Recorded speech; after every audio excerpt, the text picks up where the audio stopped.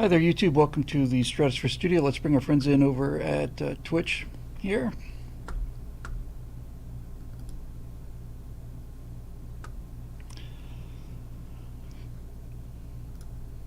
Hi, everybody. Welcome to Stratosphere Studio. I'm your host, Bill Whittle, and we are glad to be back. It's Tuesday edition. We are here on the 30th of April.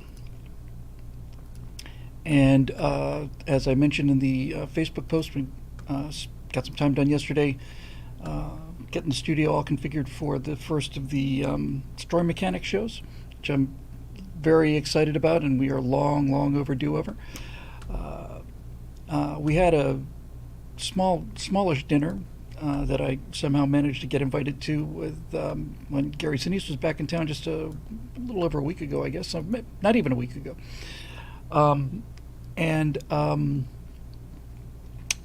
So I had a chance to see Gary again, and John Voight, and Kelly Carlson, and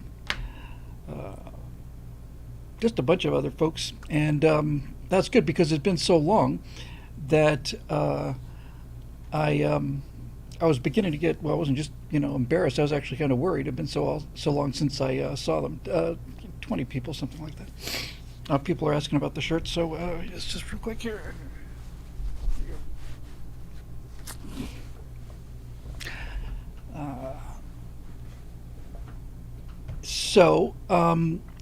It was great, and everybody's all real excited, and so on. So we're getting close to that after being 8 months or whatever late. And there was one person who I'd actually forgotten to even contact. And it was fun. So I said, yeah, so kind of go around the table asking people what you're up to. I said, well, I've been working on this Frank Luke screenplay. It just nearly killed me. It's like that effect shot where the hallway door, the hallway just kind of expands. The faster you run, the further away it gets. And so I said, but I got this interview show, and I'm really excited about it. It's called Story Mechanics, and I want to get into the details of, what, how stories are built and so on. And I've asked a bunch of people here, and John Voight's already said yes, and Gary said yes, Tom Dreesen said yes, Kelly said yes, and I'm looking over at Dave Zucker, who's there in the corner, and I said, and we got Dave in case there's any last minute cancellations, and there you go. So yeah, Dave Zucker will be a lot of fun. Dave Zucker was making some OJ jokes, which is funny because he directed him in 3 movies.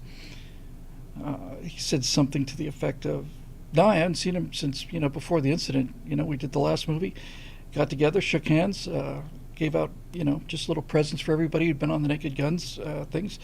I presented him with the knife set I got him, and that's the last I saw of it. And I said, too soon, Dave. But he'll be a fun person to talk to. Dave Zucker's fully hilarious. Dave Zucker is a... for those of you not familiar, Naked Gun and Airplane and all the rest of it. And he's just a really cool guy. But Dave Zucker impressed the living daylights out of me. I mean, really impressed the living daylights out of me. By telling me, I don't know how the name came up in conversation, but we were talking about Helen Slater. And I said, man, I thought she was really something, a Supergirl, and was it something people, cruel people, mean people, something, I forget, but I thought she was adorable. And he said, yeah, I dated her for a year or a couple months or something. You? I didn't want to. Ruthless people, thank you. I didn't want to say, come on, but I thought, well, damn, man, you are it. I see they're doing a remake of. It's the Naked Gun. No, it's. What is it? With Liam Neeson, it might be the Naked Gun, but it's like, come on, is there nothing left to do? Yeah, talk about out punting someone's coverage, says Dave Big Booty. But I was so impressed by that because I thought she was just absolutely adorable. Anyway, Police Squad, I guess, yeah. So We got to remake everything while there's still things to remake. So that was fun, and it was fun to get back on the bicycle here and get moving. Especially fun to be thinking about the colonies, which I haven't talked about in a long time because I haven't had a chance to clear the memory stack. Eric Blake says I should have turned to him when he said the Helen Slater thing and said, "Surely you can't be serious." That would have been. I wish I'd thought of that. But Dave is a really, really genuinely funny guy, hilarious guy, and we'll get him out there too. I on the website I've got looking forward to talking to Bert and Dick Rutan. Bert's not feeling very well. Dick is hospitalized and on oxygen, and I'm real worried about him. So I need to get a chance to talk to him. I offered to go up and hang out with him for a couple days, but he's like had developed a pretty bad, in fact, a very bad lung infection, and they got him to the hospital just in time. So he's still with us, but it really hit him pretty hard. So that's somebody I'm looking forward to talking to. As you probably know, with the idea, one of the fun things behind Story Mechanics is trying to find a gift that really from the membership, just as a token of appreciation from all of us. So we got the radio for John, got the actual radio from Midnight Cowboy, and got Gary's wheelchair over there in a box from Forrest Gump. They don't know about these things yet. And I was actually seriously thinking for Dick Rutan, I was going to see if we could buy him a DCS setup and set him up in the new F100, because they've got a really great F100 module coming out for DCS, and I just think it would have been a really fun thing for Dick to do, to be able to sit in there and take off and fly around. But I don't know if he's going to be up for it, so we'll see. Anyway, so that was fun and rekindled a lot of. I wasn't so much I wasn't unenthusiastic about it. I was just actually worried. I'd been so long since I got the commitments from them that I was wondering if everything was still good. But so that was great and very motivational. So got a chance to talk some about the colonies here and do some thinking about that. I had to clear the memory stack, erase some files from the hard drive, and free up some RAM and some disk space. So I've been talking, when we were talking about the series before, we were talking an awful lot about the actual colonies and what life is going to be like on these planets and all the rest of this stuff. But I realized that one of the things that I was missing, really hadn't sketched out in a whole lot of detail, was what life was like on Earth, because you got to have some reason for people to go and give up their entire lives. And Earth is, you walk outside in the sunlight and breathe air and stuff and go swimming. And if you're going to go to one of these planets, you're going to live in it's like living on, I've said this before, and I don't know, it didn't occur to me earlier, but seriously, on some level, being in a space habitat, it's kind of like spending the rest of your life on board a 737. It's really not too far from that. So I started thinking about this, and I had two things that I had to be concerned about. One of them was it had to be something very analogous to what caused people to come to the New World in the first place. What was it that drove people to the New World in such numbers?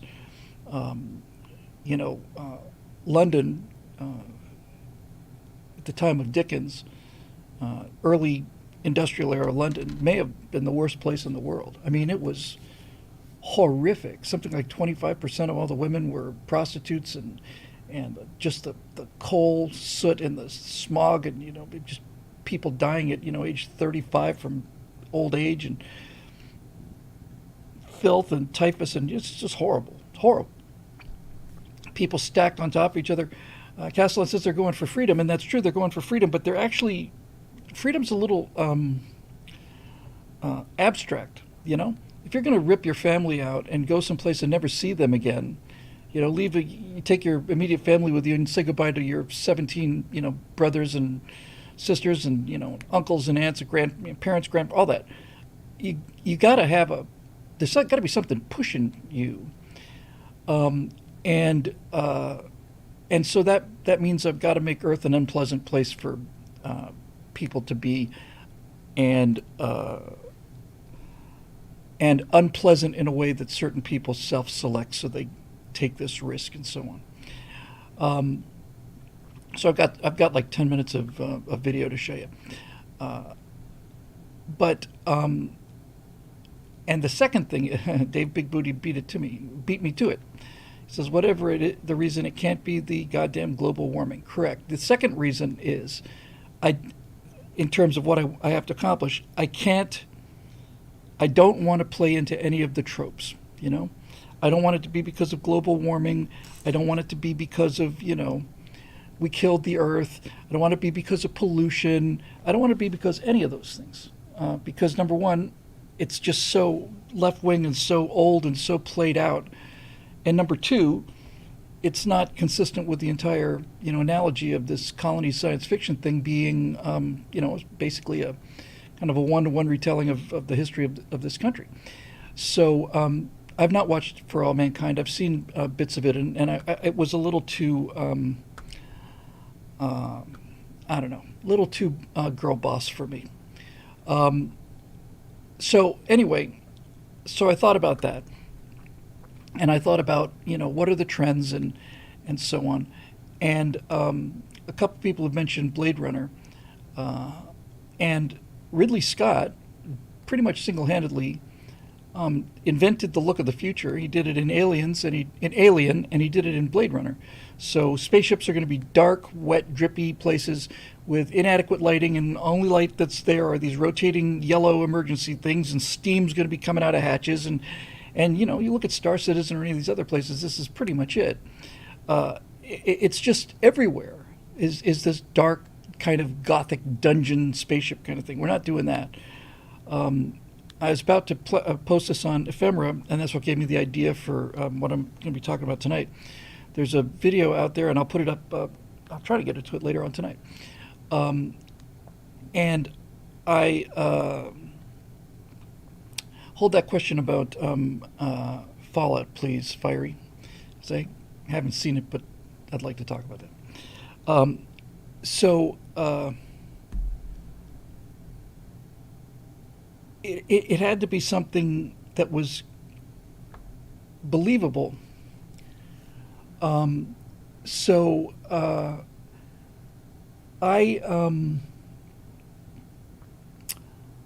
I, I thought about it a lot, and I'm sorry, I forgot, got off the track.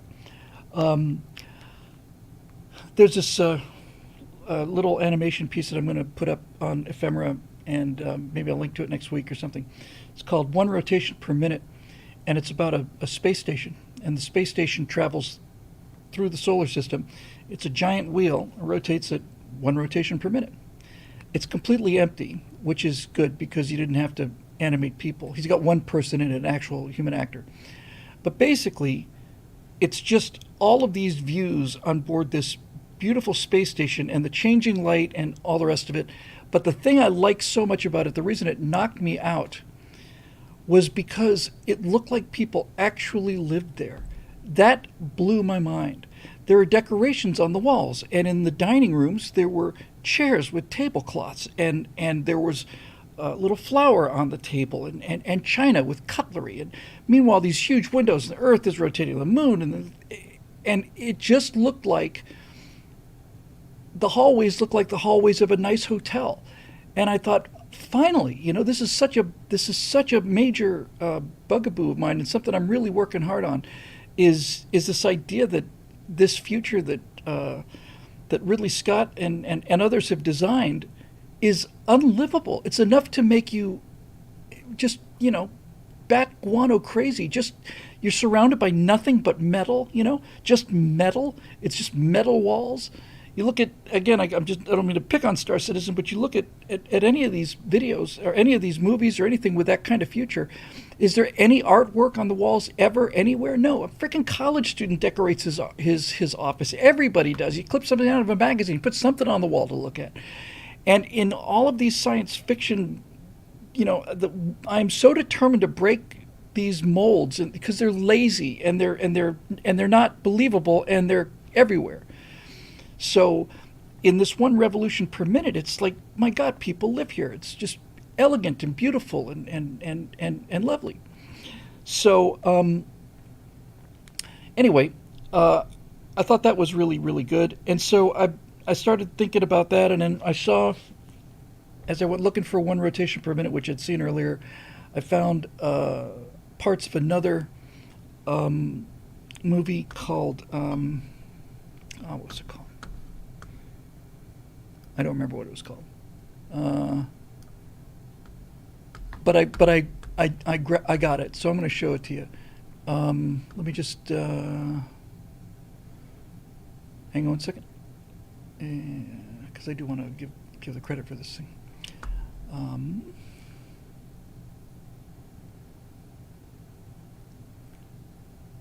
It is called.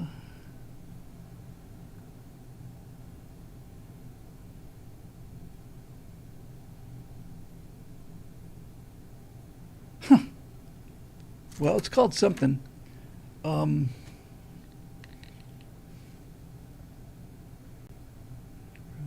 that? I'll be damned. It's called something or other. Not that. It's not that. It's not that. Oh well, the title's on there. Anyway, here's what I got. I saw this thing, and it was really good animation. And the thing that it really opened up for me was this, and that's the idea of like monumentalism, gigantism. That's what I want the future Earth to look like. I want it to look. I don't want it to. There's going to be a lot of I don't want it to look like it doesn't work. I just want it to look like it's just not a nice place to be, and the scale is what I'm really looking for. Just the scale. So if you I famously, during one of the, I think on the What We Believe series, I found a picture of Los Angeles in like 1862 or something, and it's honestly, it's like 4 adobe huts and a hitching bar and a donkey. And if you were to look at it, even 100 years later, but 150 years later, it's it's this gigantic gleaming skyscrapers and all the rest of this stuff. And I thought, if you had been there in 1863 or whatever and then seen it today, it would have seemed absolutely impossible to make anything that big, let alone so many things that big. And then I decided, okay, so what I'm going to do, and I'm not the one to come up with this, but because these are unreal assets that I can buy.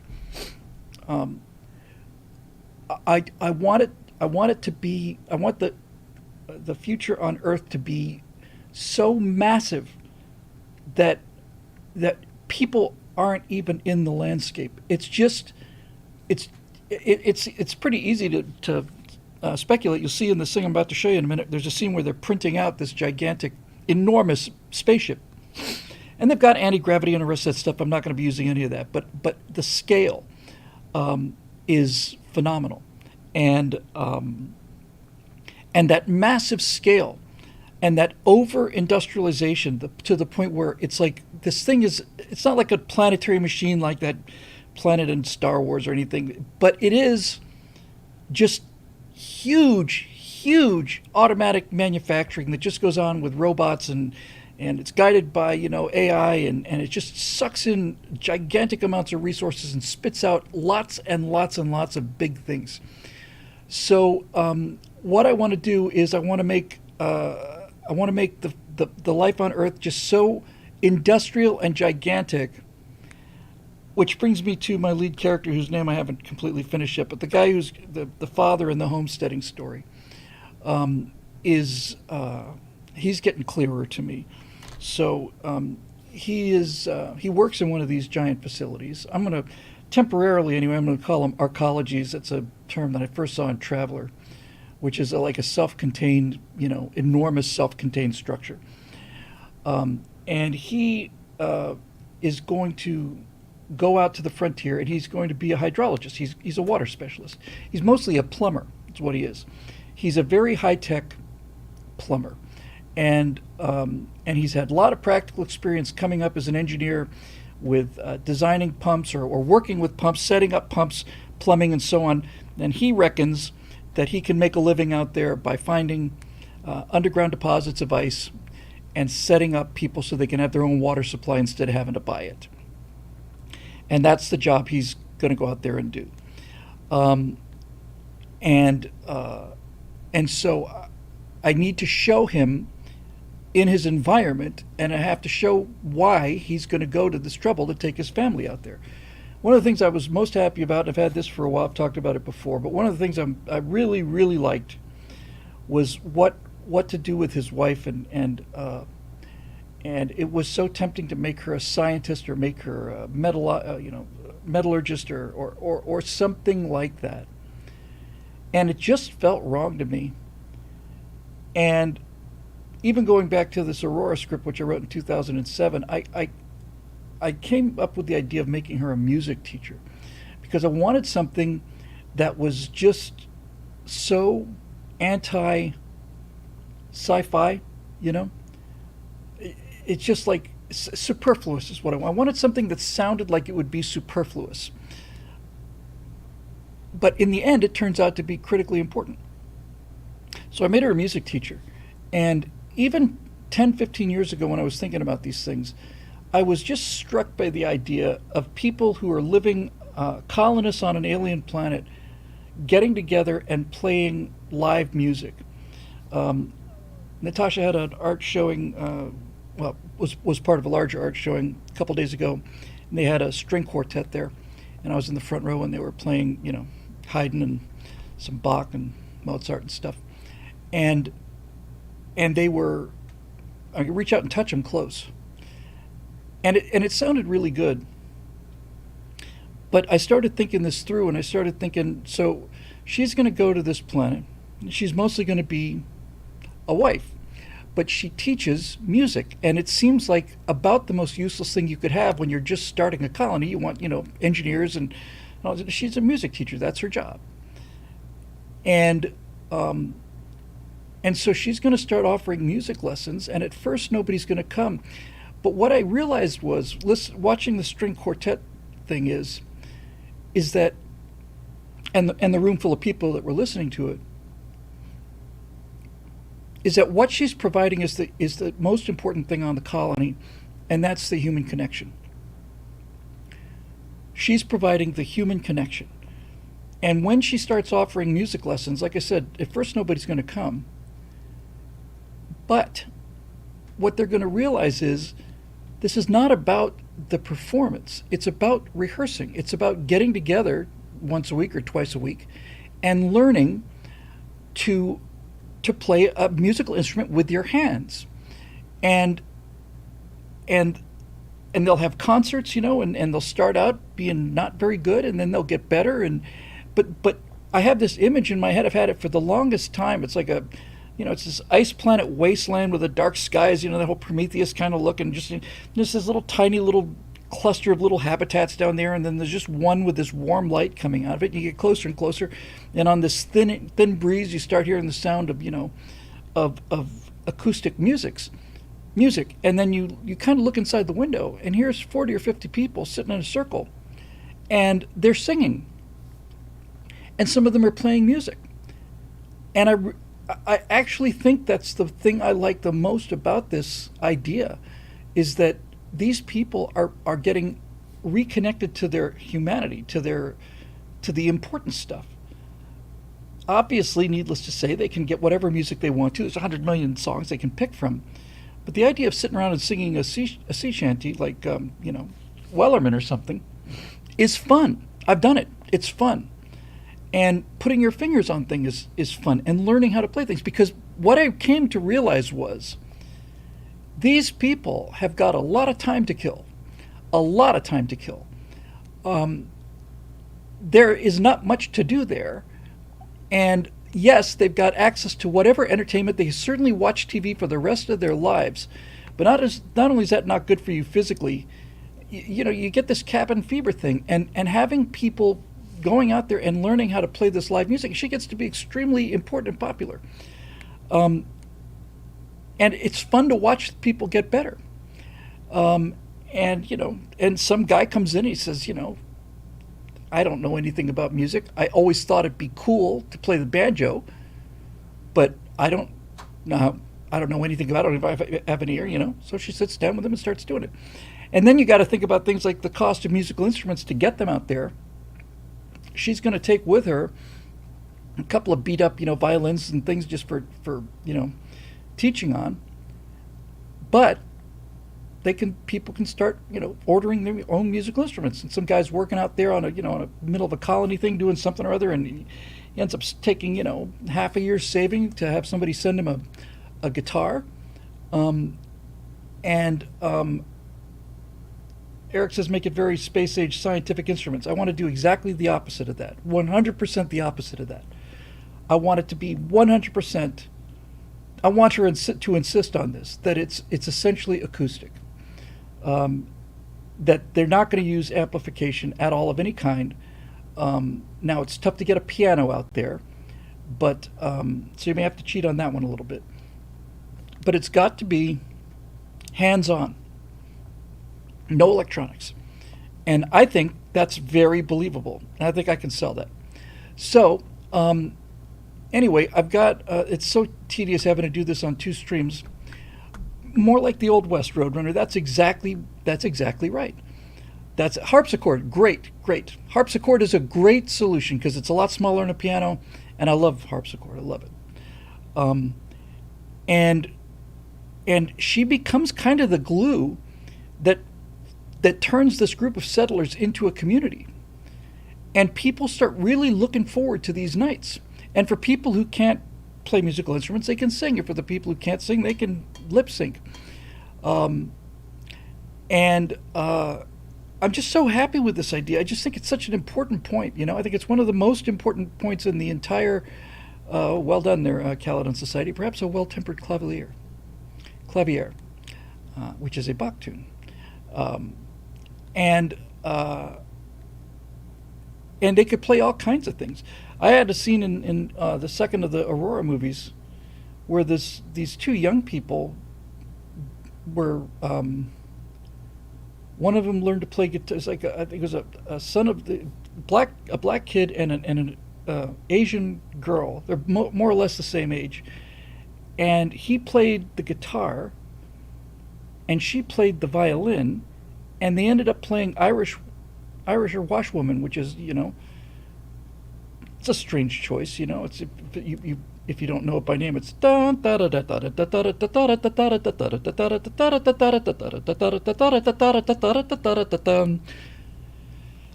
they're just and he's just playing along, and everybody's grooving, and you got something human to do. So I'm getting people away from Earth in order to have them recapture their humanity. That's kind of the meta for the colonies, because that's what I think the frontier did. I think the frontier liberated us from the insanity of overcrowded cities. Just this nameless, faceless drudgery of no, these are neighbors and friends, and they don't start out that way. They start out as kind of independent, somewhat ornery, jealously looking out for their own interests. And this central family of ours, becomes basically kind of like the glue. She does all of this social stuff and is insistent on decorating things and making things look nice and so on. And she's a classically trained musician. And that brings something elegant and beautiful to this outpost, and people love it. And there's tons and tons of stories of these guys who are, prospectors. Prospectors are even before, you get settlers. But prospectors and early pioneers, these guys are trying to get wives. They're mail ordering wives. These women are looking for good men. This woman gets on a, frickin' Conestoga wagon and goes, across the entire country through Indian country and all the rest of it. Marries some guy she's never met before.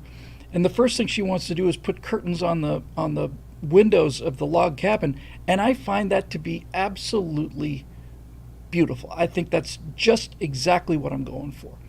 Exactly. And that's what these men really need, you know? Not just the physical relationships. They need somebody who is decorating this stuff that they're hacking out of the wilderness and making it pretty and lovable and comfortable, and it's a home. It's not just a cabin, you know.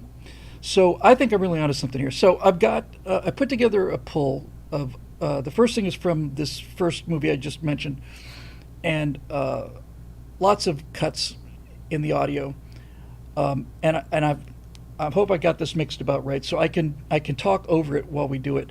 So the first 4 or 5 minutes are just from this uh, animation thing. The title's on the beginning, but the main thing I'm asking you guys to look at is not so much the details, but just the idea of insane scale, insane scale, and then I've got 4 or 5 different Unreal Engine environments that I can plug in and start using today, that kind of thing. So if I can, I've got my little earpiece in so I can check the mix, and hopefully I won't be. I wanted to keep the music, but I wanted to uh, be able to hear me, because I don't get any audio feedback on this, so usually it's pretty tough. So all right, so I'm going to start it on. I got to start them pretty nearly identically. So if it's a bit loud on YouTube, I can only monitor Twitch, and I'll just kind of do a running commentary as we go along. So you're going to see some very big structures in the first one, and then you're going to see a bunch of similar huge structures in the second one. All of them are lit like it's bright noon.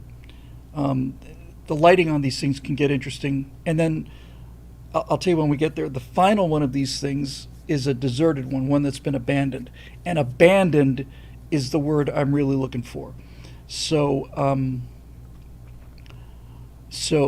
I'll talk about abandoned when we come back. So I'm going to try and get these things going more or less simultaneously here. And let's see if we can pull this off. So we'll do YouTube, and then we'll do Twitch, and we'll just hope for the best. And here we go. Okay, so scale. Let's see if I can just dip in here and monitor some of this stuff. Uh, yeah, it actually sounds like I'm clear. I think we probably bring up the music just a little bit. Um,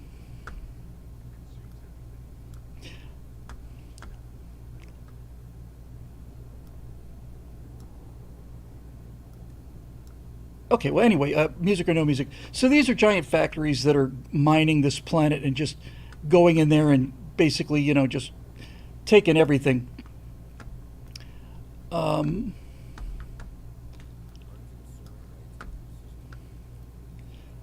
but I'm really interested in just the size of these things. You can see the little railroad cars down there, and and here they are printing a spaceship over time. I just love it because that justifies how these enormous things are made. They're just made.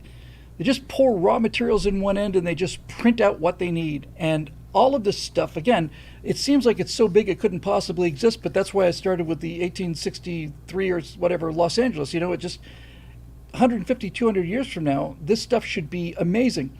So look at the just the size of this stuff. Again, this is a one-off animation, but coming up, I've got a number of different environments that I can use. So here's those giant factories, and they built so many of them. And then when they're finished, they just leave them there. It's too cheap to reuse them. Just make another one. Endless rows of this technology that's just returning to dust. It's not even wasteful. Look at that. There's just gigantic, huge spaceships that have just been abandoned because they don't have crews for them. And I'm not going to be using those kind of spaceships, so don't make that mistake. But the scale of this thing, and I put these explosions in there because it's excellent work, and the you can see how smoke gives you a good idea of scale because smoke behaves in a certain way. And this thing's it's just this endless, enormous monstrosity of a thing. So here come the end credits for this video. I just thought I'd include them because the guy did a tremendous job, and I'll try and throw a link of that up there. And now we get into some of the Unreal environments that I actually have that I can just go by. So that's starting right in here someplace.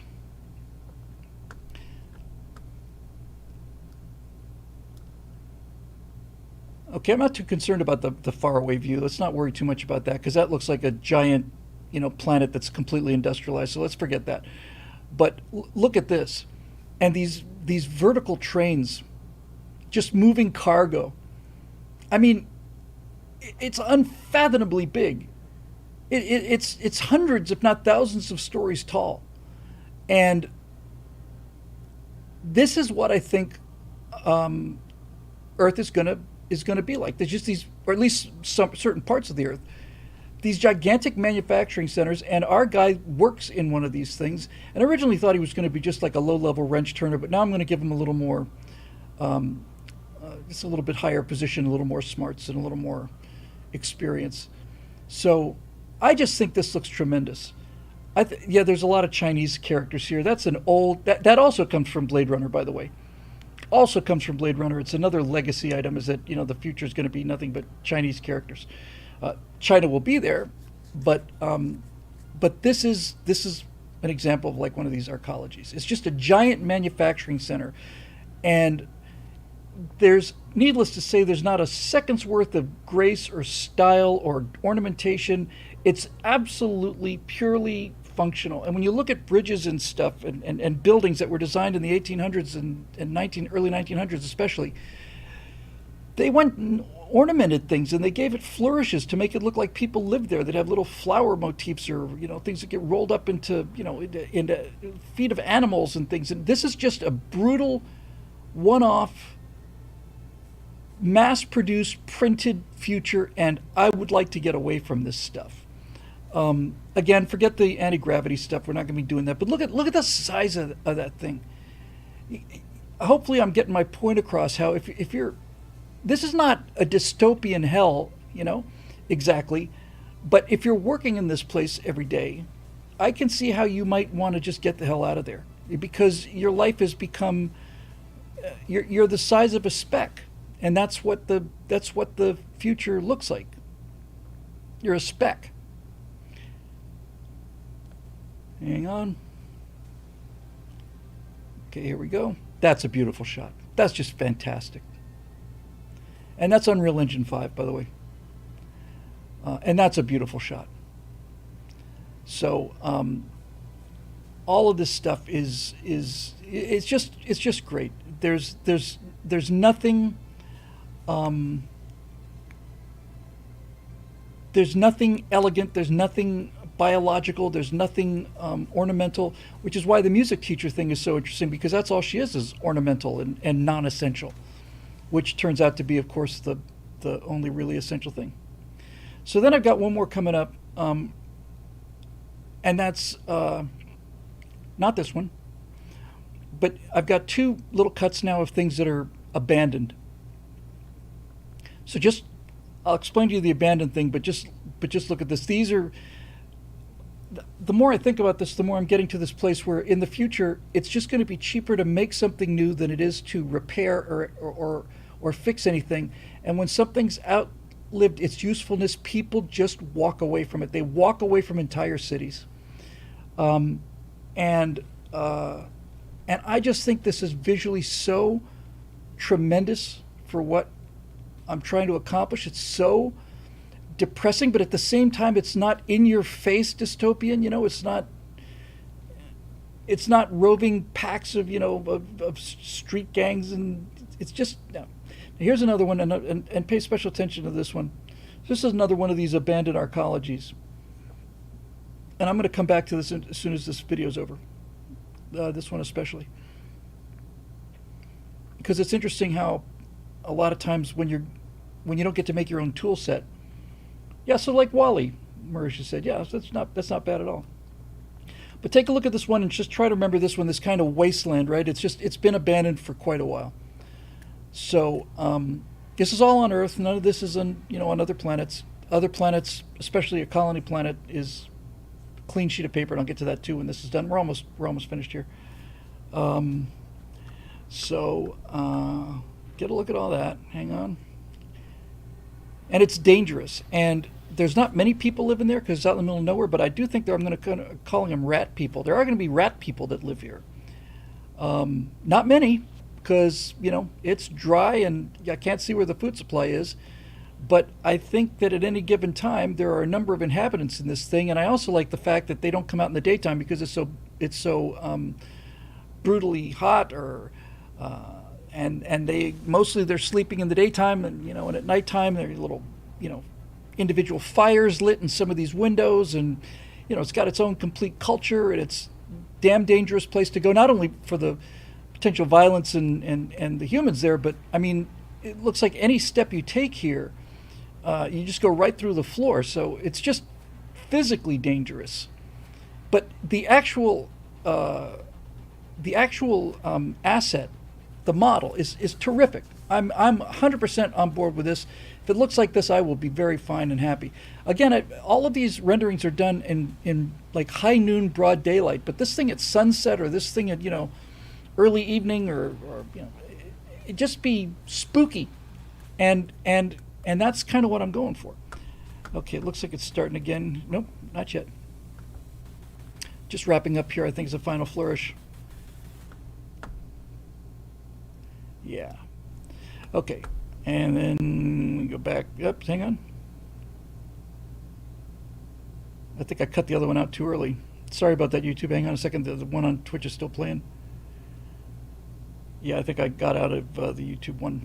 Sorry, YouTube. Hang on. There's not much. You've seen everything. It's just wrapping up here. Come on. I think I'm probably just going to close it out. But you get the idea. Well, how much should I put on this thing? All right, I'm gonna Twitch. I'm just gonna end it. There we go. Okay, so here's where. So Marisha says it feels like future Earth would have better recycling tech and protocols, and ecology, and all of that stuff. Yes, that's all the things that we're considering. It's all the things that we're concerned with today, but we're not going to be concerned with them in the future. Because today, recycling, well, you want to save aluminum because when you have access to, something like Psyche, and you've got more metal in space, and you've got these things that go out and just dig giant holes, and, they're essentially Santa Claus machines or von Neumann machines, just pour stuff into it, and it just prints out whatever you want to. Prints the entire factory. Now here's Fiery Waco's on the topic, because he said, was that Detroit? And that's what I'm going for. That's exactly what I'm going for, is decay. It's just decay. It's the sense that we've built these things and they're enormous and they're impressive, and then things either ran out or ran down or we moved somewhere else or whatever, and we just left it there. There's a infinitely smaller scale location called the Salton Sea. I just need to tell you a little bit about that. I use the Salton Sea as the end of the Big Bad Problems movie. But the Salton Sea is an artificial lake, and it's huge. It's a little bit west and southeast of Palm Springs. And after they put in Hoover Dam and they come up with Lake Mead, and they saw people out there on water skiing and stuff outside of Vegas, some big brains said, why don't we do that here? So they basically put a dam at the south end of this thing and let the Colorado River fill up this inland lake called the Salton Sea.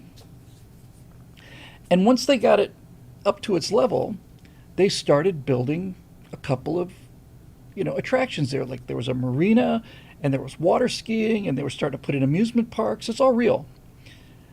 And then the rains didn't happen, and there was 2 or 3 years of drought or something, so the Colorado River essentially dries up, and the Salton Sea starts to evaporate, and the next thing you know, you've got 400 feet of dead fish floating in the lake from the shore to where the water is clear. It just almost to the horizon, nothing but these dead, bloated, stinking fish because the water's become too heavily salinated.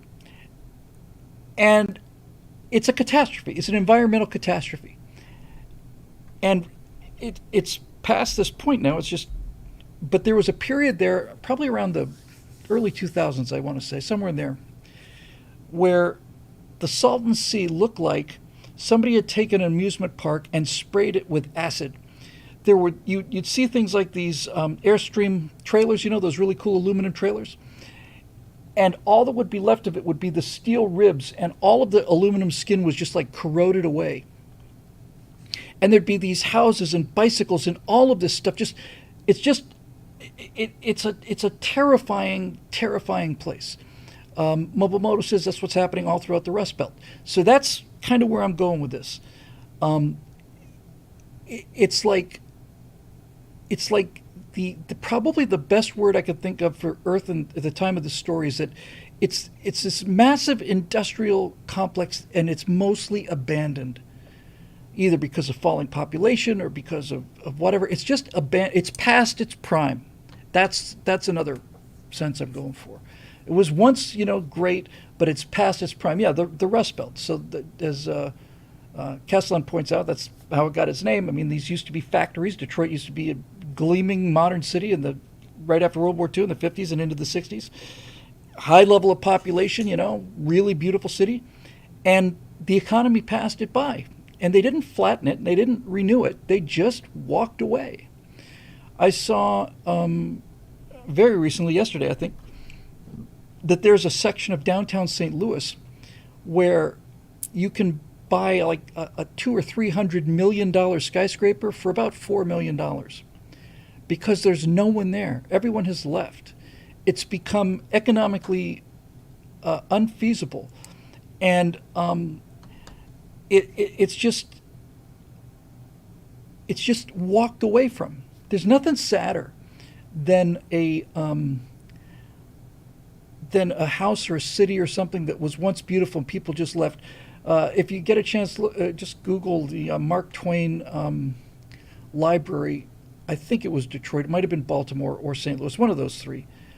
And it was this beautiful library with all this carved wood, and it was made, in the probably early 1900s, and it was the center of of the neighborhood, and it was just fantastic. And then the ceiling started leaking, so they appropriated like $12 million for the ceiling, and the money never got to the ceiling. It went into the hands of corrupt Democratic politicians. So the rain came in and and soaked everything. So they finally closed it, and all of the plaster's fallen off the walls. And then once it's closed, people come in and start looting it. They're pulling copper wires out of the wall to sell for $2 or something. And the only thing they didn't take were the books. This is nothing but a bunch of soggy books upside down. They smashed up the wood and burned that for heating fuel. It's a brutal future without it being a jackboot on your neck. Now, there are going to be areas, of course, where Earth is going to be fairly luxurious, where kind of well-off people are going to live. And I really like the idea that in these cities, the closer you get to the center of the city, the more burned out it is. The skyscrapers in LA, including the new 300-story ones that we're going to add to this thing, are abandoned. And all you see are like little sparkling lights with individual people that have like an entire floor of a skyscraper, and they've lit little campfires so that they can cook their rats for dinner, that kind of thing. And as you get further away into the suburbs, it gets seedier but better. And then finally, the further away you are from the city, it's still miserable, but it's not unlivable. And that's where this guy is. So I was looking at these giant arcologies, and I thought, wow, how do you justify that in Los Angeles? It's like, how would you put that in Los Angeles? Because I want him to be from L.A. And I was having a hard time with that. I said, I don't think I can buy that for Los Angeles. I said, but I can buy it for Long Beach. I can buy it for Long Beach. Absolutely buy it for Long Beach, which is, I think, the major port in the U.S. All the stuff that comes from China goes to Long Beach, gets unloaded there and put on trucks and shipped to targets around the country. And so I could see like the entire city of Long Beach, the entire area of Long Beach, 150 years from now. And it's just, not just stuff coming in by sea and going out by rail. It's also going up. Somebody asked about space elevators. I'm thinking I haven't ruled it out. In fact, it really should be there because there's not enough of them. I mean, it doesn't show up enough in sci-fi, and those are kind of cool too. So, actually, that's kind of neat. That's how our family leaves their home on Earth. They get in the elevator, and they take a ride. Outer space is only 75 miles away, folks. It's an hour drive to get to outer space, and the more I think about it, the more I realize I forget who mentioned it just a minute ago. But the more I think about it, the more I realize space elevators are essential to this scale of civilization, and not just one of them. I mean, just a bunch of cargo elevators. The strands have to be real thin. You don't want them looking real thick or anything, but just constantly just taking stuff up and bringing stuff down. That's it. It's just Earth is just a giant.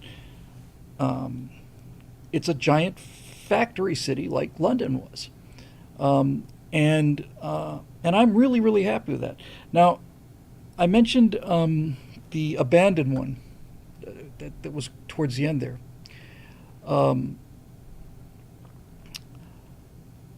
David Booty says they have to go up to 22,500 miles to go to geocentric, but if I remember correctly, space elevators don't go to geocentric.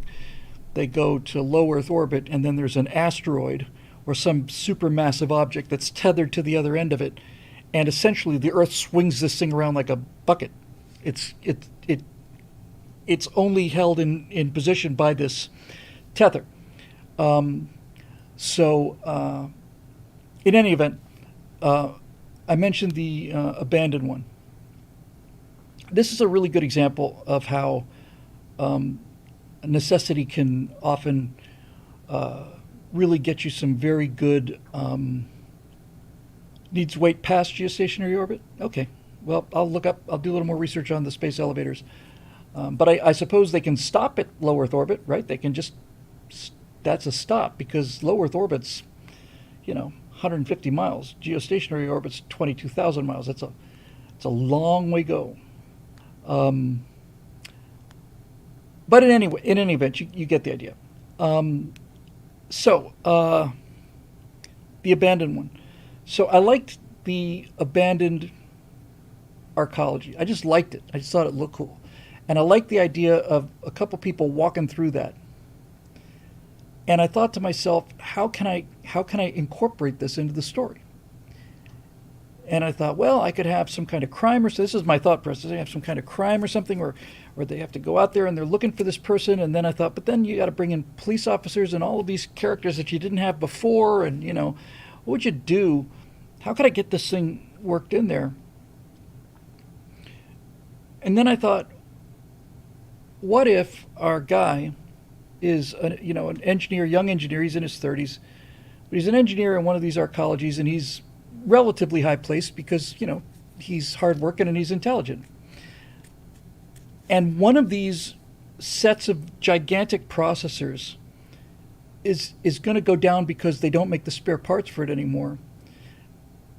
And they're going to, and I mean I'm not talking about a spare part like this, I mean something the size, of a couple city buses, at least. And they're saying do we have any more of these? And the guy says basically no. And they said, well, we're gonna have to lose this entire section's gonna go offline because we don't have these spare parts. And the guy says, I was working at the Vegas arcology when I was just getting started, and they had like 13 of these things. They had 13 of these towers. And the bosses say, well, if they're salvageable, that means they're essentially free. So not only do we get the parts for free, but we end up not having to lose a ton of money by shutting down this entire section of the thing because we can't build them. We're just gonna have to get around them. And so he basically says, well, I'll tell you what, I know where they were. Uh, why don't I go take a look? And his company says, okay, well, then, yeah, we'll send you out there and we'll send you some security. So now I've got this guy walking through this abandoned arcology, and when he finds this thing, he gets a financial reward, which is the money he needs to take his family off world.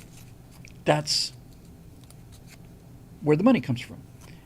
And I just thought that was just really cool because this guy is kind of essentially the center of the entire series. There's lots and lots of other stories, but he, at least right now, emotionally, he's the center of the thing, him and his wife. And so he has to basically be wearing some kind of suit to maintain his temperature. And he basically has to go in there, and you see a couple of traces of rat people scurrying around, and he finds these gigantic towers, and start bringing in these huge, airships or whatever they're going to use to airlift the stuff out of there. And he gets a sizable paycheck, which he decides to invest in getting the hell off of that planet. And that also clears up the fact that my original take on this guy is just kind of basically a low-level plumber. Now at least he's got some financial means to be able to buy the rover and some of the equipment he needs to get set up. So name him Kirk Bridgewater. I'm inclined to go with was it Blast Heart Cheese or one of those names. So that's one vision of Earth. There is another vision I think that I'm going to use as well, and that will be something kind of like the cyberpunk scene, except without all the Chinese and Japanese characters. Punch Rockroy, and here they come. Slab Steakface. Yeah, here we go. So I've got the final thing that pushes the guy, the thing that makes up his mind. He'd been thinking about it forever, but the thing that actually pushes him to do it is when his daughter, who's just turning 16, is starting to hang out with a bad crowd, and she's a good girl, but she's hanging out with bad people. And she's kind of thrilled by this, and they decide to go out to this club, and she damn near gets raped in this back alley in this kind of, I don't want to say cyberpunk future, but that kind of overall Blade Runner vibe. And Dad just says, "That's it, that's it. We're not staying here." And she is not happy about this. That whole first season or two is just her having a 12 episode long pout because she's 16 and she's being taken out of this and being sent. There's just with their family, just the four of them in a rover. Her little arc is kind of interesting too because she's going to be there, and I originally thought maybe she'd take an interest in the geology, but I think I'll have some kind of very simple, very primitive life forms there, and she sees one of them and is interested in it, and she becomes kind of an expert on either the geology of the place or maybe the biology of the place. She finds something that interests her, like a passion, and she starts reading about it, and she starts getting training in biology, and she becomes kind of a local expert. And I like this too because it does away with the whole certification thing. Oh, did you go to the university? Or no, I didn't go to the university. I just taught myself, and I'm an expert, and I know more about this than you do. So it's all coming together. Lots and lots of robots. Very few of them humanoid, mostly just lifting robots, and then we'll probably have benders too. Bending robots and pushing and shoving robots. So that's clarified an awful lot about what they're getting away from. We have also got on Earth enclaves of very wealthy people, and they live in pretty nice places. But the thing about the colonies is, and this is the thing I realized about what drove people out of Europe, really. They're talking about freedom. They talk about they want freedom. They want this. They want space. They want. I really think, really, when you get right down to it, I think what people left their homes for to come to America for was they wanted a clean piece of paper. I really, really think that's it. That they wanted a clean piece of paper where they would build a house and it wasn't being built on top of somebody else's house. And it wasn't something that you had to negotiate rents for. And it wasn't something where people would break in at night and steal your stuff. You had a whole different set of problems. You had Indians to worry about, and weather, and wolves, and all the rest of it. But that's a good point here about if she's a geologist, she'd be valuable for mining. But anyway, something grabs her attention. But back to people leaving. They wanted a clean sheet of paper. And that's what I want Earth to look like. I want Earth to look like an abandoned Coke can, It's just like, we don't want to build on top of this, and we don't want to demolish it. We don't want to recycle it. It's hideous. It's horrible. Let it return to the earth, and in 10,000 years, it'll be gone. But right now, they're just abandoned, and that's what I want LA to look like. I used to think I wanted LA to look like much more Blade Runner-y, but now I really just want it to look like people just left. And they left, and the population of the United States is maybe, I don't know, 90 million or something like that. That's another thing too, by the way. This idea of declining birth rates and so on. It's kind of scary to think about having a big city where 6,000 people live there, and if you want 5 entire floors of penthouse apartments, you can have them. You got to bring your own electrical generator because nobody lives there anymore. But that's essentially what's happening in St. Louis right now. You have your $140 million skyscraper for $4 million. You can have your own skyscraper for $4 million. I bet you could get the $4 million. You could probably finance that loan. And just the idea of, you own a skyscraper. Yes, I get that it's useless. And I'm not saying it's a smart investment. But there's something about having your own 80-story building or 60-story building that's kind of cool, and kind of sad too.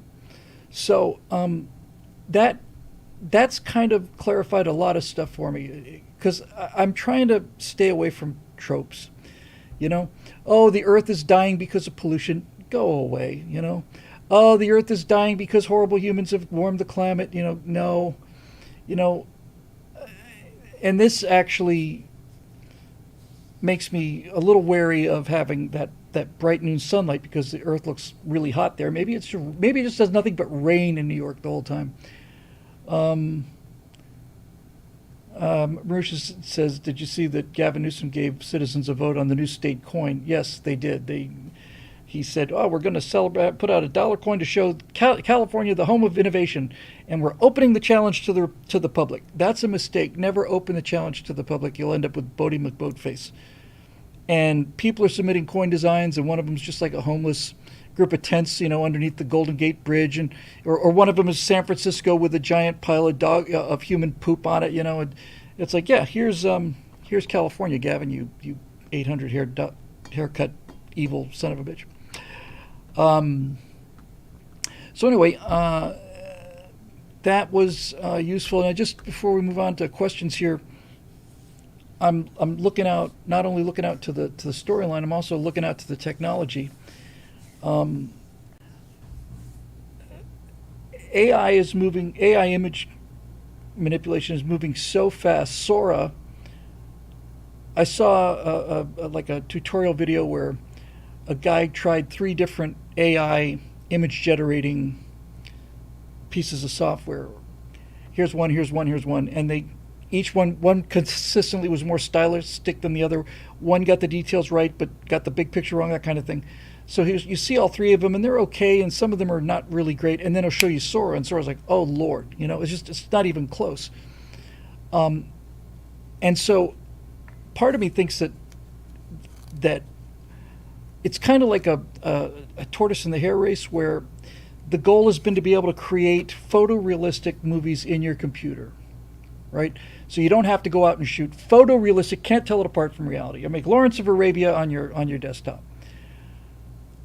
I've seen abandoned films; they're great.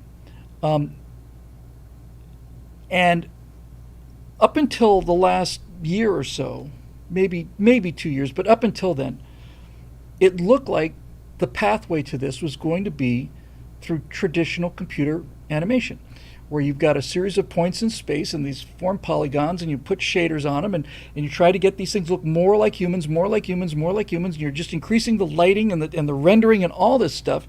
And metahumans are great, and I love the metahumans in Mace Mattingly, but they're not photorealistic humans. And it's almost like the tortoise and the hare, where computer graphics has been striving to get to this point for 40 years, and just as it's about to get there, just as it's about to get to the point where you've got photorealistic parts of Unreal Engine outdoors, in forests and in jungles and so, with buildings, I can't tell it's not animation, and I've got a good eye for it. But the people, it's always the people, they're the hardest ones to get right, humans. And just as the tortoise is about to cross the line after 40 years of hard work, it's like the hare of AI just beats it out by the last second. For example, I've got hanging up over here 2 motion capture suits that I'm looking forward to getting into and doing all this motion capture for the thing. But to be honest with you now, I'm seeing a bunch of software out there that says basically, look, just hang a white sheet against the wall, sit down, do it on video, try to get on 4K if you can, feed it to the computer. The AI will analyze your motions and convert that into a series of motion capture points. You don't need the suit anymore. The AI will just look at you and decode it. Just do the calculations. And that is going to happen. So I'm looking at the Major Mace Mattingly thing as kind of a technology demonstrator. I love those 4 characters. I love them. And I'm perfectly happy to go with them in Unreal Engine 5. But somewhere between here and the colonies, I suspect what's going to happen. I had mentioned before, I think that the most likely case was something along the lines of, it's weird. You start with humans, and you do some form of motion capture, facial motion capture, body motion capture, put it into animation, render the animation, and then take that animation and send it to AI and have it make those things look photoreal.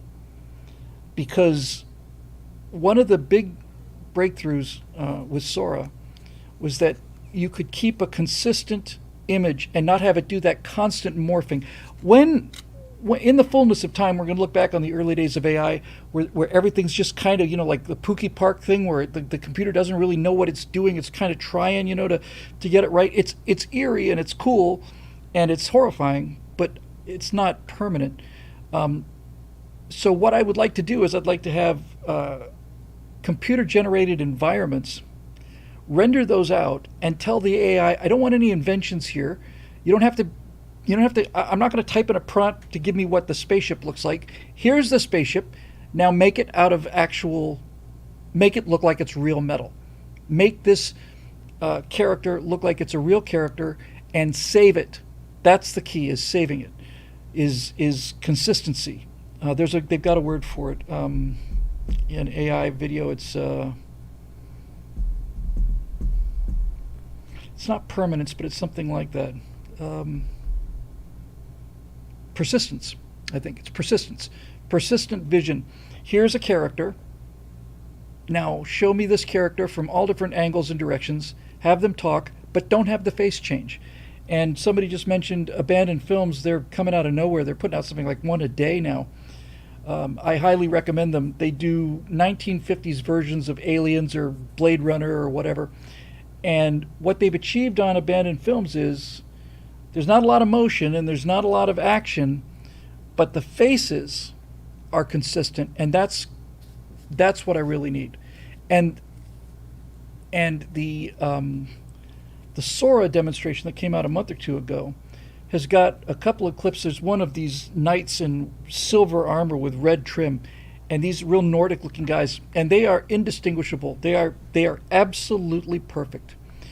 And so since this thing is happening so fast, they're already saying there's a video that came out a year ago, AI video, and it's Will Smith eating spaghetti. And a year ago, it was horrific. I mean, his face is morphing into spaghetti, and it's just, it's just typical AI. And 1 year later, it looks like very much like Will Smith eating spaghetti. And what they're saying is, we thought that it would take us 5 or 6 years to get to the point where we are now, and that line is doing this. The people that are making visual AI are astonished at how fast it's going now. Somebody said it's the second half of the chessboard phenomenon. Apparently, I hadn't heard this particular example. I've heard variations on it, but some philosopher does something for some ancient king or something like that, and he says, well, what do you want us? What would your payment be? And he essentially says, it's different iterations of this, but he essentially says, I'd like a penny. I'd like just 1 penny, a copper penny on a square of the chessboard, and I'd like to double that every square. And the guy thinks, my God, a penny! I'm getting off dirt cheap. Doubling it, keep doubling it. It's going to be much cheaper than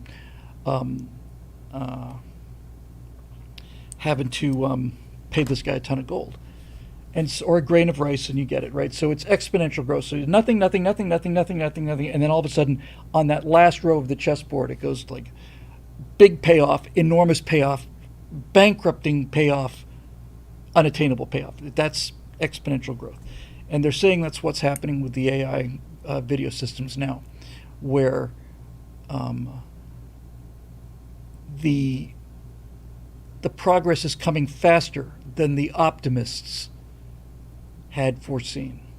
So, I think by the time we get this thing tacked down and ready to go, the technology will be there. I've already talked about using deep fake over CG characters, and even 2 years ago that looked pretty good. So there you go. So yeah, that's about it for today. So I'm interested in getting going on this. Major Mace Mattingly is, as I've mentioned several times before, it's something of a tech demo for the colonies, and I genuinely love it for the political commentary. I love Major Mace Mattingly. Love it, love it, love it, love it. But it's orders of magnitude simpler, and I'm one of those people that took a long, long time to learn this. I always had a problem with not going full scale immediately. I'm the kind of guy who, if I wanted a scene in a movie, I would start off by rendering everything at top resolution, and taking days, and then I realized, no, you idiot, you made there's a frame jump here, or something moves over here, or whatever. The people that are serious about getting things done, when they make it, they do it at low resolution, and then they check that, and then they do it again at a higher resolution. They add more detail, and they don't do the final render till the final render. I always would just leap right into the final render because I'm just kind of nutty like that. I'm not abandoning Major Mace Mattingly. I love Mace Mattingly. I love him. I love the characters. I love the concept. I love all of it. It's my favorite thing. But you can tell just from this talk on what we did tonight that, and that's just one small aspect of one storyline. That's it's just a couple scenes in the storyline, and even that is just gigantic. But visually, I'd love to know what you guys thought of what you just saw, because I thought it looked impressive. It looked to me like the future, and it's not a hey, Earth is we done screwed it up kind of thing. But at the same time, it's just this. I think this is what the future is going to look like. There's going to be fewer people, and we're going to walk away from the things that we don't need. We're going to either concentrate, or we're going to build new things, nice cities, clean cities someplace. But I don't see anybody rebuilding Detroit. I don't, especially when the lawlessness really hits. I mean, when it really, really starts to hit, and it turns into Escape from New York kind of thing. Nobody's going to rebuild Detroit. Why would you rebuild Detroit? You build it. If you want to build a new city, you build a new city someplace. You just walk away from it. that's kind of like we're leaving these tombs behind, you know? It's kind of sad, but it's supposed to be sad. That's why you want to get off of this place and start with a clean sheet of paper. I think maybe next week I'll show you some of the cities from the colonies, which are Steve. Somebody, sorry, sure says. I'm sorry, I can't read it without my glasses. This is not cost effective. It's not cost effective now, but it will be. It's not cost effective to rebuild Detroit, if that's what you're saying, because. First of all, even if you go to the trouble to demolish all the buildings and flatten everything, the problem is you're still in Detroit. You're still in Detroit. And nobody wants to be in Detroit. And I don't think you can recover from that. Yeah, and Dave Big Booty says, AGTO, Americans going their own way. That's really it. So, anyway, that's that. So let's take a look at the forum, shall we? I have gotten in touch with our web developer. We're starting to work on cleaning up some of these issues that have been there forever. And we're slowly getting to some of those things, so I'm getting back on the horse here after having 3 weeks of being a hockey puck. The motivation of a hockey puck, I was just like a piece of plastic. But I'm doing better now. Okay.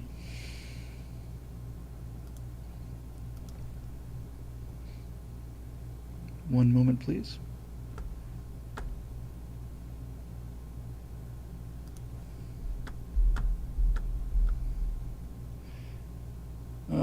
John Cook says Detroit has made a comeback. Now, just to wrap this thought up, I did see with my own eyes a comeback. When I first got to Miami in 1970, Miami Beach was just this rundown, shabby retirement community. All of these cool Art Deco hotels they built in the 30s and 40s had been converting to nursing homes, and it was terribly sad. You would just drive down Collins Boulevard or down Ocean Boulevard, and you would see rows and rows of these old people sitting in chairs, just kind of looking out at the beach.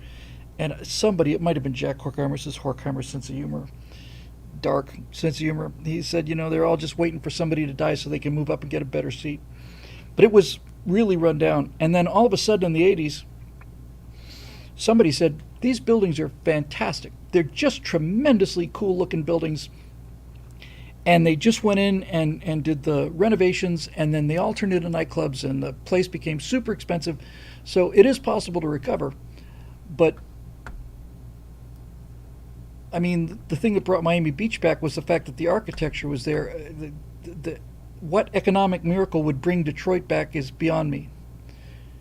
If I had, you know, $100 billion to start a new auto company, I'm quite certain that Detroit would be the last place in the country that I would. I mean, honestly, the last place I would think about. Anyway, here we go. So we got questions for the show. Thank you to Marusha for curating these things here. Let's put on my spectacles. So let's see what we got here. We got Marusha Dark, Ian, Janie, Jacob, Ray, Eric, Marusha. Okay. We'll get them all, but we're not doing doubles. So how's that sound? Hope that's a deal, because that's the deal. All right, so we'll start with Marusha Dark here. It's good to see you back, Marusha. We were worried about you. We hadn't seen you for quite a long time, and I and others were getting worried and asking about you, so it's good to have you back. Let's see. Topic, artificial emotion. Cool news. Bill, you make this point every time you talk about AI, so I wanted to bring to your attention that at least one group out of MIT is actually working on the issue of generating artificial emotional intelligence. They're called Effective Computing and seem to share many of your concerns about emotion being essential to the human experience rather than a luxury. Here's a link, which I will click so that the tab will stay open. Well, pretty simple website. So question. The question isn't whether machines can have feelings or motivation, it's do we understand how we humans think and feel in the first place? Do we have a thorough understanding of the underlying mechanisms of emotion and consciousness? From whence comes this thing called free will? Science seems to suggest that emotion and motivation emerge from soulless biochemical algorithms. Yeah, that's what that what's the Yehud guy or whatever. Yeah, the the guy from the World Economic Forum. It gives me the creeps. Um, he says that consciousness is a chemical algorithm. Life is just a chemical algorithm. That's all it is, and that is all it is to him. Um, glorified check engine light alert. Let me try that again. Science seems to suggest that emotion and motivation emerge from soulless biochemical algorithms, a glorified check engine light alerting the organism of its status and environment, even in lesser animals. If that's the case, then why couldn't we do the same for a machine? If the relationship and heuristic is the defining characteristic of emotion, not just the chemicals themselves, then any game designer could program artificial emotion. The hard part is just scale. I never mean to be argumentative, but I don't think anybody's going to program emotion. They're going to triangulate on emotion. They're going to have a series of options. It's going to be a decision tree, and an input will come in, and then like a pachinko ball, it will go down through these different, possible outcomes, and then bing, and then they'll call that the emotion. But that's not how emotions or thinking works. These things are emotions holistically come out of nowhere. And let me just finish this up here. How it actually works. As I understand it, Emotion AI aims to leverage mirroring techniques to associate a particular word or expression with a particular feeling. Turns out this is the way young children learn emotions through facial and verbal mimicry. Got a couple issues here, I'll come back to this. Those humans who don't learn the skill from their parents at an early age tend to become emotionally stunted. In the case of the child, their training data is 24/7, scanning frames of their environment continuously. In contrast, the AI is limited by something called its context size, which in turn is just a matter of better storage and computation power. That's how ChatGPT-3 was able to simulate an understanding of emotion far better than GPT-2, for instance. It was given a larger context and more data, so an engineering problem, not a physics problem. If you want to know more about how this works under the hood, I'd also recommend this video by Grant Sanderson that discusses how GPT actually manages to encode and map meaning. Yes, really. Even I didn't think such a thing was possible, but it turns out it can quite easily and is quite impressive, not unlike Jordan Peterson's maps of meaning or the so-called human memory palace. Okay, so let me tell you where my disagreement with this entire line of reasoning is. Just go back to the top of your quote here. As I understand it, Emotion AI aims to leverage mirroring techniques to associate a particular word or expression with a particular feeling. This is the part where I think the point is. Turns out that this is the same way young children learn emotions through facial and verbal mimicry. I don't think young children learn emotions. In fact, I'm quite sure they don't learn emotions. They're born with emotions. They can learn, there's certainly things they can learn. They learn early on, for example, that if they smile, parents will smile back, and we're some degree hardwired for that. That facial recognition is a huge part of our brain, especially early on. It's one of the first things that develop. But to say that children learn emotions, and therefore we can teach computers to learn emotions, unless I'm misunderstanding you, but I don't think I may be misunderstanding some of the details, but essentially, I guess the way I can describe this is all of these things that you're talking about are reverse engineering. It's all reverse engineering. They're not according to they have the ability, but it requires them being taught how to express it. Well, one thing we do know is if you take a human child and you leave a human child out in the wilderness and have it raised by wolves, there are, of course, many stories of feral humans that had no human interaction whatsoever in their lives. They are tremendously stunted, obviously, and then irrecoverably stunted. No question about that. That's obvious. But to say that they don't have emotions because they didn't learn any is just nuts. It's pretty much all they have. The process of teaching children is not so much to teach them emotions. The process of teaching children is to teach them how to control their emotions. But the emotions are not learned. Babies don't learn how to be hungry or angry, or babies don't have lessons on how to be petulant when they don't get what they want. On the contrary, that emotion is in a way the purest thing that the baby does. There's no intellectualizing around it. They don't babies don't lie.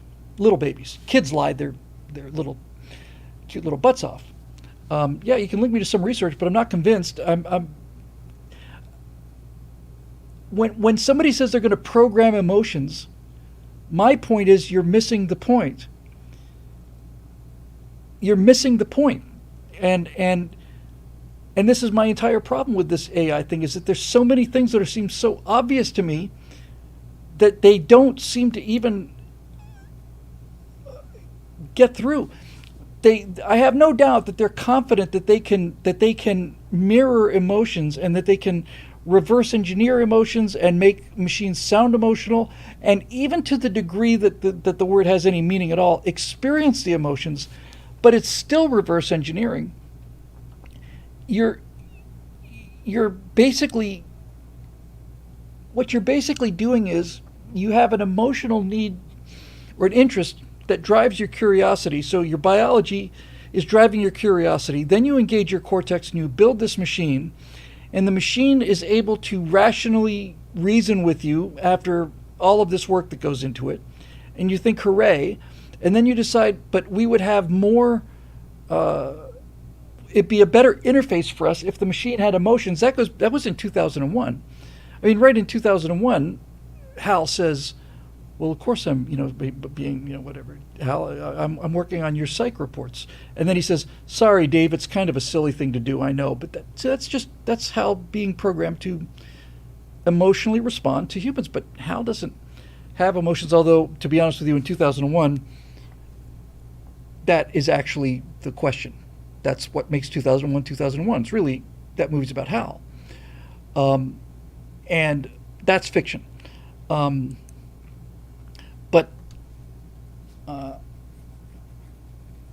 I don't see how you artificially generate something that is something so primal we don't even really understand it. We marvel at it. And then there's like there's like a level above even all of this. I mean, there's a level that sits atop all of this. Is this, isn't this, heck, can we, can't we? Above all of this comes kind of the super philosophical level of what is it we're trying to do here, and why? What are we trying to do, and why are we trying to do it? Is it, what drives this? We don't need it to survive. I think that's relatively clear. I'm talking about the whole AI thing, chuck in all the emotions you want, whatever. But why are we doing this? We don't need it to survive. That's obvious. We don't need it to be prosperous. We don't need it to be rich. What is it that we want? Well, we want better servants. We want a better life for ourselves. Maybe, but that doesn't. When I listen to AI researchers talking about what they're doing, I don't get that they're trying to build a better washing machine. I get much more of a sense that they're trying to be God and to create a new, that they've got this Frankenstein kind of thing. I can do this. I can cheat death. I can find a loophole in God's universe, and I can do this. They don't. There is something driving AI research that is not rational, believe it or not.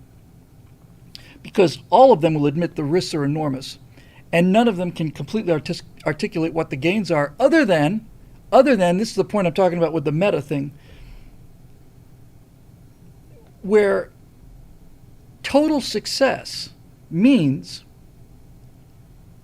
that we will create a world where nothing we do ever will be as good as what the machine has done for us.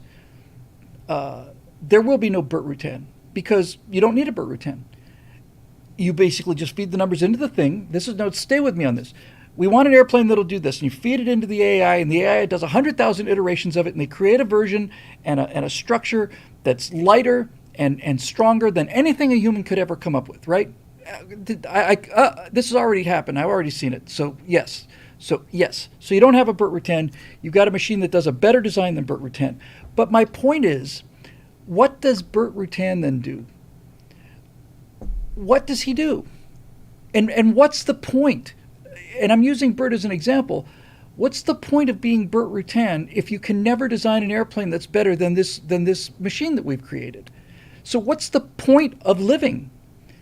What's the point of being an artist if it turns out that AI will create art that's infinitely better than anything you could ever? What's the point? We are taking away, we're building a machine to replace not just our presence, we're trying to build machines that replace our purpose, the purpose of our existence, the living in the now. This is why I'm so connected to this idea of these people playing acoustic instruments, because it's in the now. And it's about something bigger than, can we pull off this technological miracle? And one of the big technological miracles in the colonies is they're living on a world that's completely uninhabitable. Yes, that requires technology. Yes. But why are they doing it? Why? Whether computing is true and whether it has meaning are two different axes. Well, yes and no. I mean, the entire argument essentially comes down to an argument of meaning, which is why I don't think they can achieve it, because meaning isn't even emotional. Meaning is it's even on a level above philosophical. There's something metaphysical about the entire idea of meaning. You know, we need meaning. People, this is the single, routinely documented among actual thinking creatures like humans, that the one thing that is the most motivational to people and the one thing that causes them the greatest psychological distress if they don't get it is meaning. Is your life meaningful? Are you doing something worthwhile, you know? And if the entire end goal, if the worst possible outcome is extinction of the species, which doesn't seem to bother them very much, listening to them talk about it. Yeah, well, you know, of course, if it goes wrong, then that could probably be the end of humans. But, and I'm thinking, I don't like those odds. I don't like that cavalier attitude. I'm not impressed. But let's say that you get the best possible world that they want. What does that do to our lives? Okay, what does it do to our lives? I'm willing to play fair on this game. I'm willing to say that, well, one thing that might happen is that these things will be able to figure out how to eliminate cancer, diseases, and even reverse aging. That is a big benefit, no question about it. I'm perfectly willing to play along with that. That seems like an attainable goal. Attainable goal. And yes, that's lovely. But then what? So now we can live healthy forever, right? And do what? Well, you'll have nothing but leisure time. Well, I've seen what happens when people have nothing but leisure time. They go insane. We had a writer's strike out here for when I was, I don't know what year this would have been, probably around 97, 98, somewhere in there, where we had nothing but leisure time because the town was shut down. Entertainment was shut down. I was working in Hollywood and I was an editor and there was no work for 8 months. And I would have lunch with a friend of mine, and that was the high point of my day. Kind of like the high point of their day will be this going to, go out and play music at the pub kind of thing. But let's say that they get it. What does that mean? Because this idea that, well, if we all have lots and lots of leisure time, then we'll be able to become painters and sculptors and all the rest of it. The amount of experimental evidence to suggest that that's absolute hooey is overwhelming.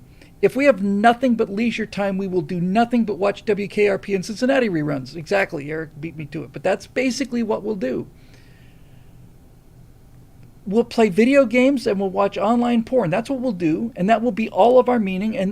And why would you even start? So part of this, maybe this reluctance to AI on my part is an emotional reaction to the loss of meaning in the world. Fair enough. But it also may be that these people are so deep into their own intestinal tract that they cannot see the connection between biology and thinking, that thinking is something that living things do. And when I say living things, I mean things like hormones, at the moment, what you ate, what's your environment, how scared are you, all of these things, how worried are you, all of these elements go into how we think and how our personalities are created, and who we are and our characters. Every single character is unique. How do you create unique AIs? And if you're saying that, well, we'll just program them all to be different, you're just taking a step back away from the issue. You're saying that individuals are individually desiring to create these mirror images that then pretend to be individuals because we're teaching it how to behave like individuals.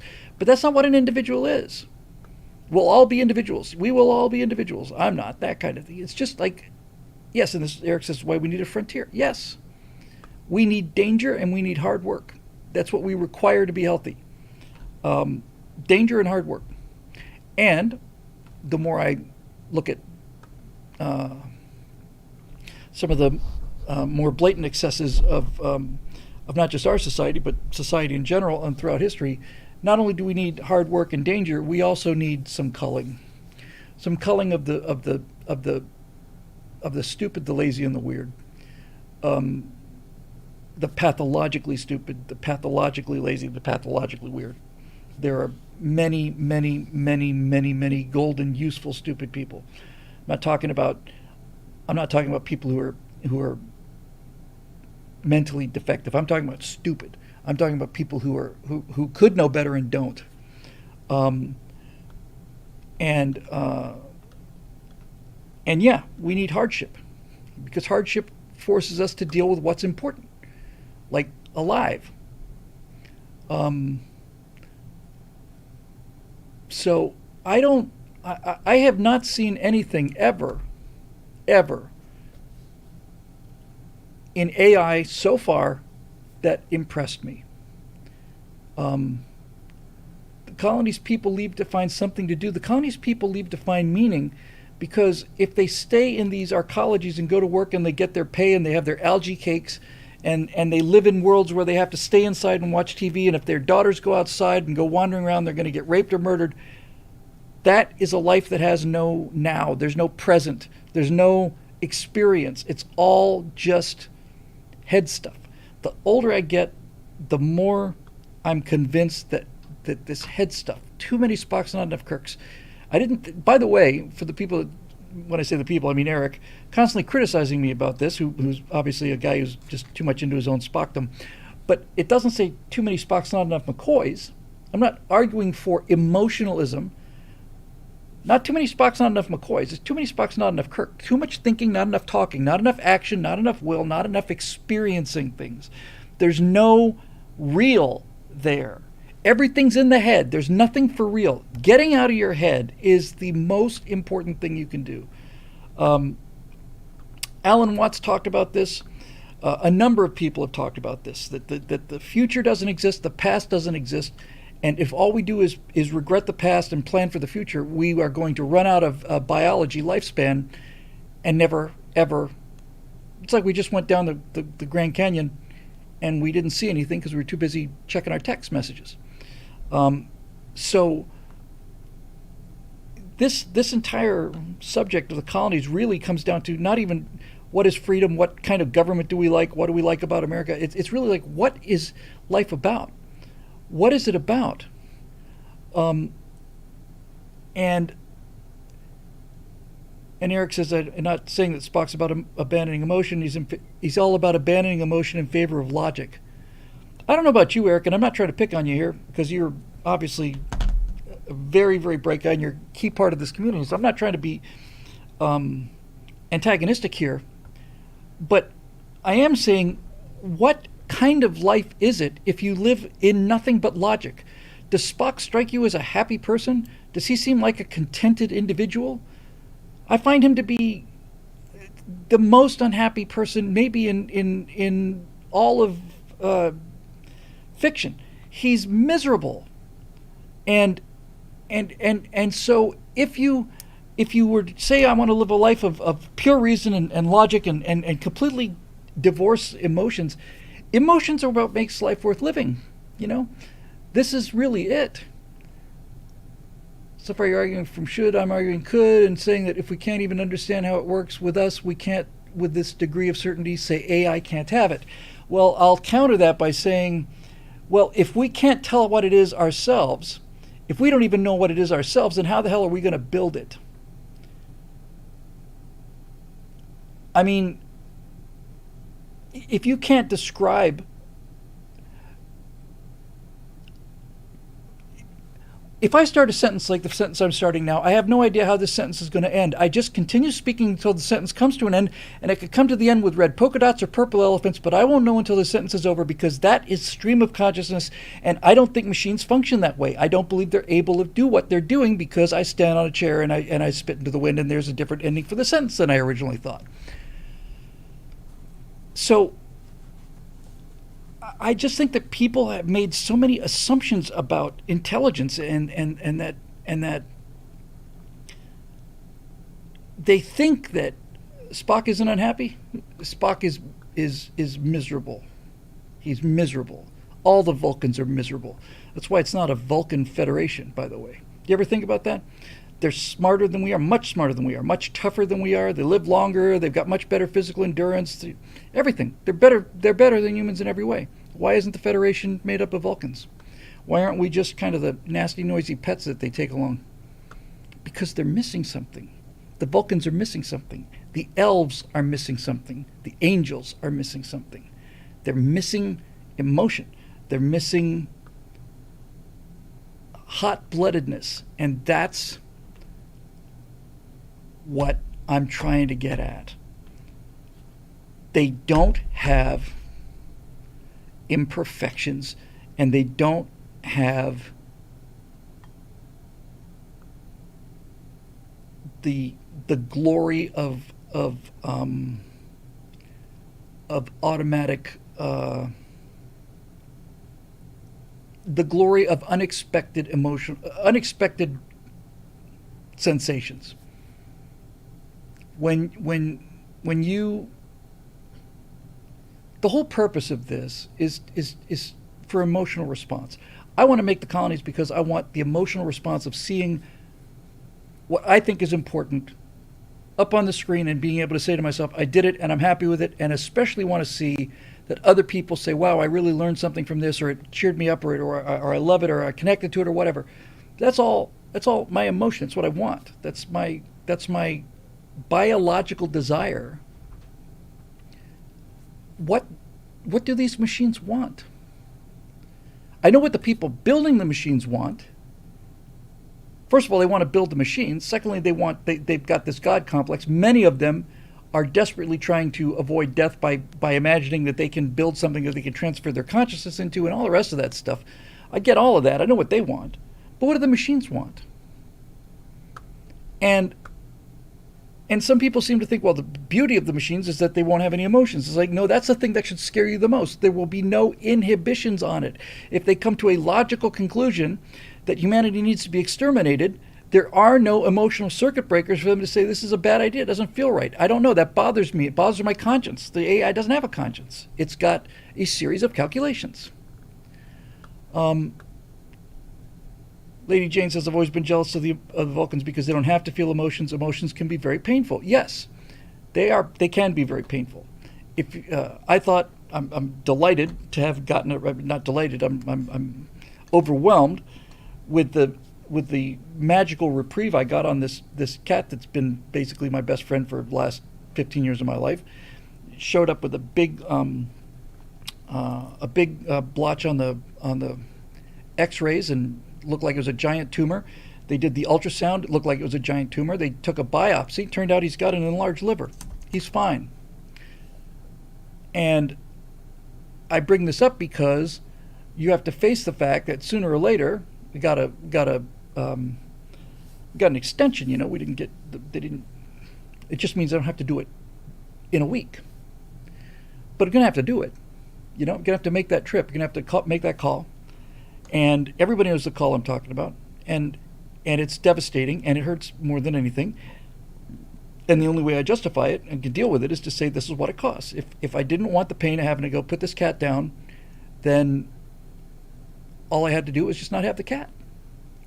Is that a deal I want, or the dog? Gonna have to take, comes a point where you're gonna have to take your dog and take your dog to the vet, drive to the vet with the dog and drive back without the dog, and you know it's coming, and it hurts like the devil. But even that's not only a part of life, it's the deal. It's the deal. I almost said if you could control it, it'd be great if you could feel all the love and affection you feel for a pet, and then not feel any pain when you had to go and make that trip. But then I realized that'd be cheating, if I could just, well, not if, I mean, I could basically on that trip down there to take my friend to the vet for the final time, I could completely load up on Valium and not feel a thing. I mean, it's certainly possible to do that. It's not a problem. It can be done. But I feel like I'd be cheating him, that I would be betraying him to chicken out of that pain, that it would be dishonest of me and a form of betrayal, that I can just walk away from the pain of it. Yeah, I've had all the good stuff, and now I'm going to pop a pill, and that's going to take away the pain. And it's like, coward. Coward. Not so you're saying we can program emotions. That's in the comment section. Look, humans can. I think it's time to move on. I think I've said everything that I can say about this that's got any meaning. I talk about it too much anyway. Moving on here. Ian Nolan. Bill, on the topic of AI quickly realizing that the marketplace is more powerful than it, and therefore the best mechanism for self-improvement, despite all commie lefty narratives of superhuman AI to the contrary, what should the conservative prognostication of an AI-driven future where this happens looks like? Well, that ship may have already sailed, Ian, but I think that the ideal outcome would be, there's no benefit that I can see to having AI be self-aware. I don't see any benefit to being self-aware. That doesn't mean I don't see any benefit to being able to react to things without human control. Let me give you an example. We're already seeing the general term that's applied to it is a loyal wingman. So air warfare of the future looks like it's going to be a human pilot in an F-35 or an F-22 or the next generation air dominance fighter. And it's going to be one guy in an airplane, and when he goes on a mission, he's going to have a swarm of 6 drones behind him, let's say. And when it comes time for things to get hot, he's going to order the drones to go in, and then he's not going to have to fly the drones. The drones will go forward, and the basic command will be take out these anti-aircraft positions and any other anti-aircraft positions you happen to stumble upon, and then these things will just go in and autonomously do it. So they do it autonomously, and those are useful, but they're not self-aware. They don't have to be self-aware. They have to be able to do things autonomously, but I don't see any benefit to self-awareness. So my perfect outcome with AI is to have AI have the ability to create images that humans can. I love the idea that I could just basically write a series of prompts into a computer and have a feature film come out of it. That's wonderful. That's great. I think it's terrifically cool. But that AI doesn't have to be self-aware either. This whole thing is about self-awareness. Expert systems is a term that's often used for these kind of things. That you find oil or medical expert systems have a better rate of diagnosis than human doctors. They make fewer errors, and they're not enormously better, but they're 5-6% better. That's an improvement.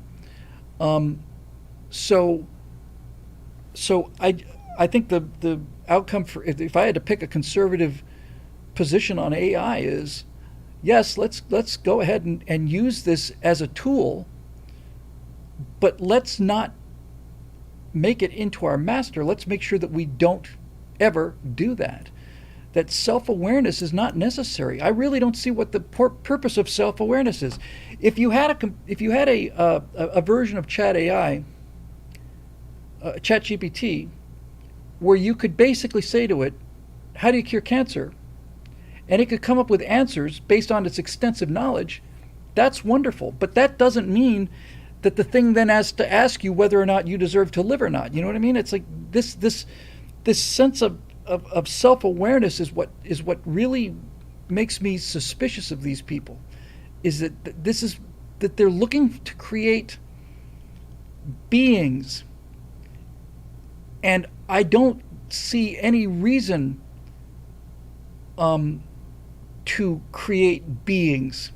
I think we could create tools, and the better tools we have, the more we can do. But ultimately, look, the thing about Star Trek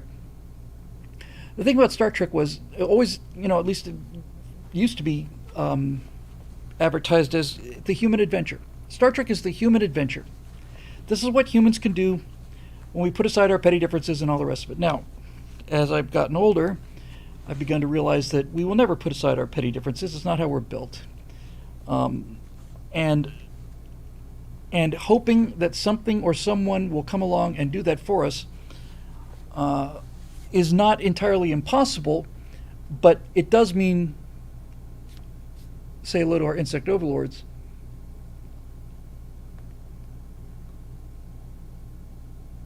So Lord Bio says, there are layers to self-awareness in AI, aren't there? Isn't there?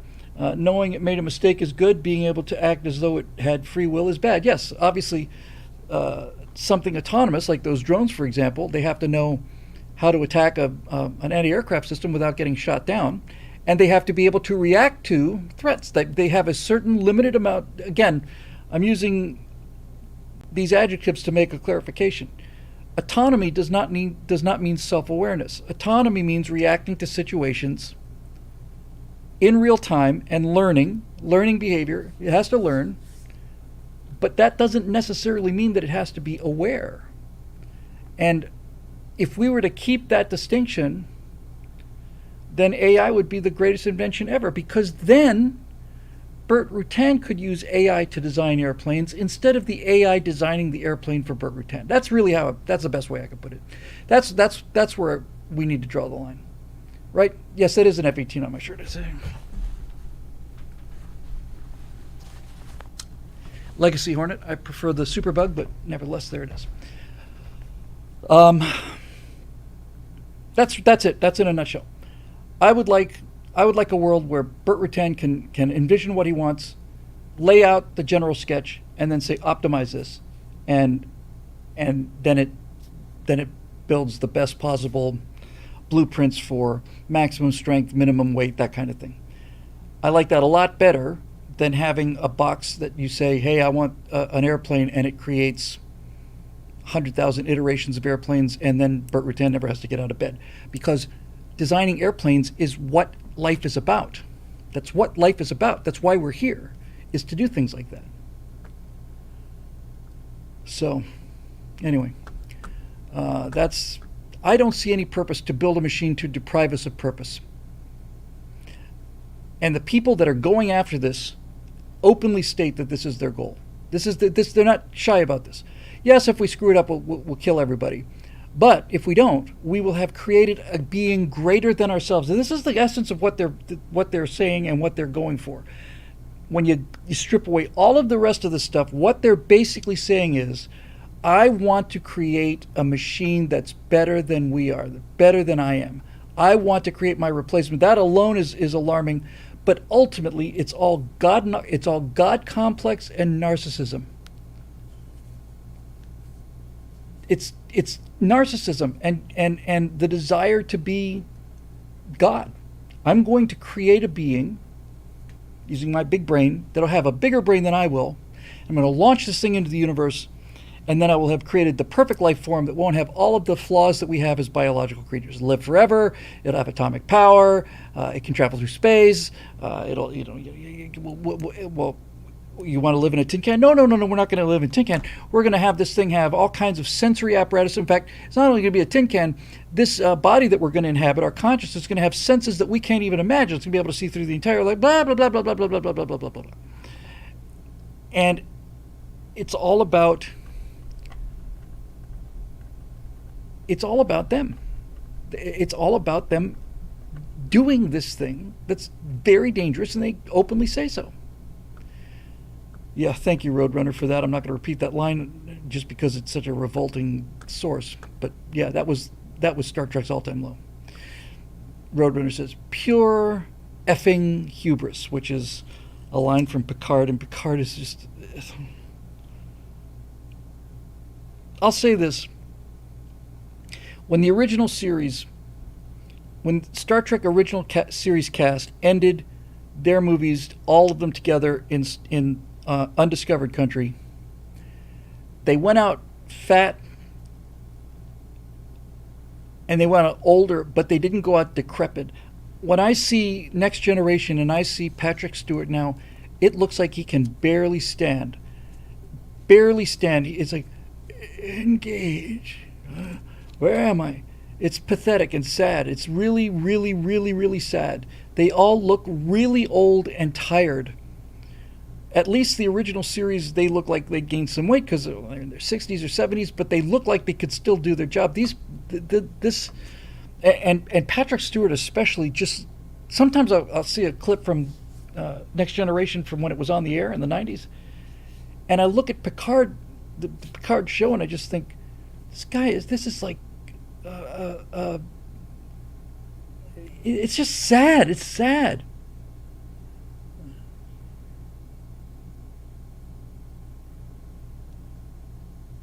Well, that's pretty clever. I don't know if he's put it in quotation marks, but P7 2017 has a little quote here, which I think is pretty cool. God creates dinosaurs, God creates man, God kills the dinosaurs, man kills God, man creates dinosaurs. Yeah, perfect. That's modern science for you. Somebody said Patrick Stewart's not aging well. He aged beautifully for a long, long time. For 20 years after that show, he looked and sounded great, but he does not look and sound great now. And it's embarrassing, and it's elder abuse, much like the person who's sitting in the White House. Please tell me that is a pooched frame. Yes, okay, good. All right, moving on here. I'm getting a little tired, but let's see how many of these we can get. We got Janie, we got Jacob, we got Ray, we got Eric. Yeah, I think we could probably get through these. Okay. Janie Waterman. Hello, hope Natasha and Bean and the rest of your family continue to excel, thrive, and inspire. Thank you very much, and I will pass that on to all of them. A few thoughts this week. First is about Candace. Second is AI. Third is about Lenin. Select all, some, one, none of them below at your discretion, of course. One, how does the Candace debate idea go? I've not pursued it. Ben Shapiro has jumped in and basically gone after Tucker and Candace for being atomic bomb revisionists, and I don't want to get in that line of fire. I'll wait till the subject comes up again, but especially with the whole Daily Wire thing, and so I just don't need to step in front of that machine gun right now. I don't see any win for that at all. We'll see, but I am alarmed by it, and I am really quite shocked that so-called conservatives are rewriting history for virtue signaling purposes. That's really quite shocking. I think they've both gone around the bend, to be perfectly honest with you. Number two, AI, possible fringe belief here. I'm going to skip that just because I've been talking about AI for the rest of them, so I'll take number three. Lenin's brain. I couldn't find a diagnosis for that condition. Did you find its official medical terminology in your research? I'm thinking that maybe it happens in megalomaniac brains or something like that. Thanks so much. Until next time, Janie. Thank you, Janie. That was sweet. In Empire of Terror, I talk about the fact that Lenin had a number of strokes and lived for, I want to say, 2-3 years after having a series. Lenin's father died of stroke. just completely predisposed to it. But when Lenin died, and they autopsied his brain to find out, how he could be so brilliant, come up with all these brilliant ideas. I put this in the script verbatim. One of the guys doing the dissection took a pair of tweezers and just tapped it on one of his veins in his brain. It just went tink, tink, tink. It was so calcified, they said they couldn't get a human hair into the blood vessels of Lenin's brain, so that by the time he died, his stroke had been so severe that one hemisphere was more or less normal, but they said the other one had shriveled to the size of a walnut and was hanging on by what appeared to be a ribbon.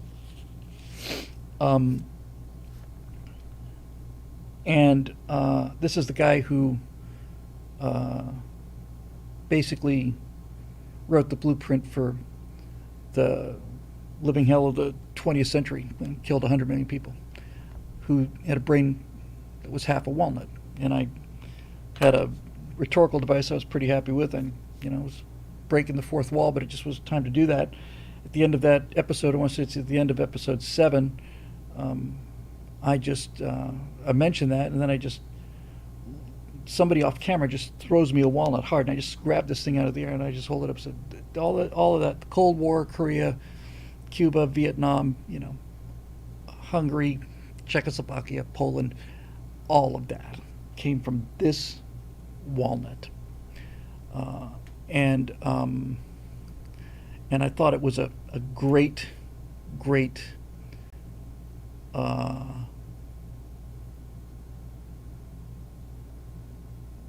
observation that the guy who everybody reveres as this great genius who invented a way for man to live in peace was nothing more than a megalomaniac, anti-human robot reptile who spent his final years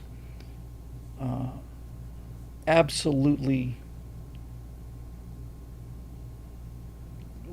just a state of perpetual dementia, and he couldn't speak. They said they asked him what was 7 times 9 or something, and it took him 4 hours to do the math on it, and he had to do it by adding instead of multiplying. So he is the government. He's not just running the government, he is the government. Everything that happens in the Soviet Union is by decree of Lenin. So this is the system you've got, and I'm deeply ashamed to say it's starting to look like this is the system we got too. So there's that.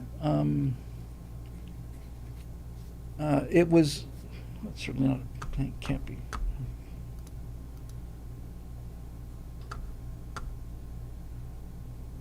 Never mind. So I don't think there's a particular condition for it, other than the fact that it was massive series of sequential strokes and the utter atrophy of half of his brain. Utter, complete atrophy. So couldn't happen to a nicer guy. And thank you for the kind words, Janie, and it's always you've always been very sweet about that, so I really appreciate it, and I'll be sure to pass those on. Jacob Belchek. Hail Bill. Hail Jacob. On a few previous shows, you've discussed some ideas for making an academy for young men reminiscent of the Bermuda school you went to. I'm curious if you put any thought into the establishment of an academy for young women for the other half of the human species. How would the two be different, and how would you structure it? What values do you think are necessary and fundamental for young women to learn as opposed to young men? It would be an excellent idea to have a academy for young women. I don't have the faintest idea of what it would consist of, or wouldn't have the audacity to even begin to think that I could teach such a thing. This would require somebody. This would require a woman. Now, when I say a woman, I'm not a biologist. I should make that clear. But who has the same appreciation of what works and what doesn't work. I see these women going nuts. These body cam videos are just so fascinating to me. I can't stop watching them because all of them, virtually all of them, honestly, it's 90% something plus of these people who are perfectly normal. How are you, ma'am? I'm fine, officer. And then the next thing you know, they're screaming at the top of their lungs, kicking windows out, bashing their head against the door, and to be perfectly honest with you, when I see these women having these complete emotional breakdowns, I said, see, this is what happens when you take the bicycles away from the fish. They just lose their ever-loving minds. They just lose their minds. They're filled with rage, and they are never wrong. That's the whole thing about a Karen. It's like outraged by everything, ashamed of nothing, and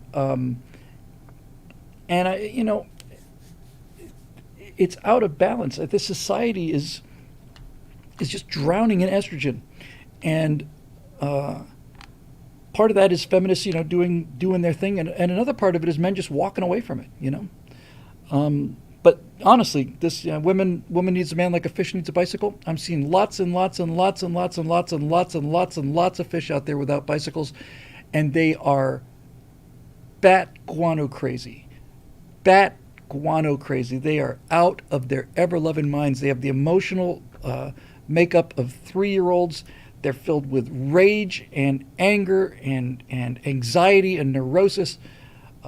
They're the kind of people that are constantly talking about, girl bosses and strong, independent, and brave and stunning and all the rest of it. But when they actually have to be put in handcuffs because they're out of control and they need an exorcist rather than a policeman, once you get them in handcuffs, the first things out of their mouth is, "You can't touch me like that. You can't push me around. I'm a woman.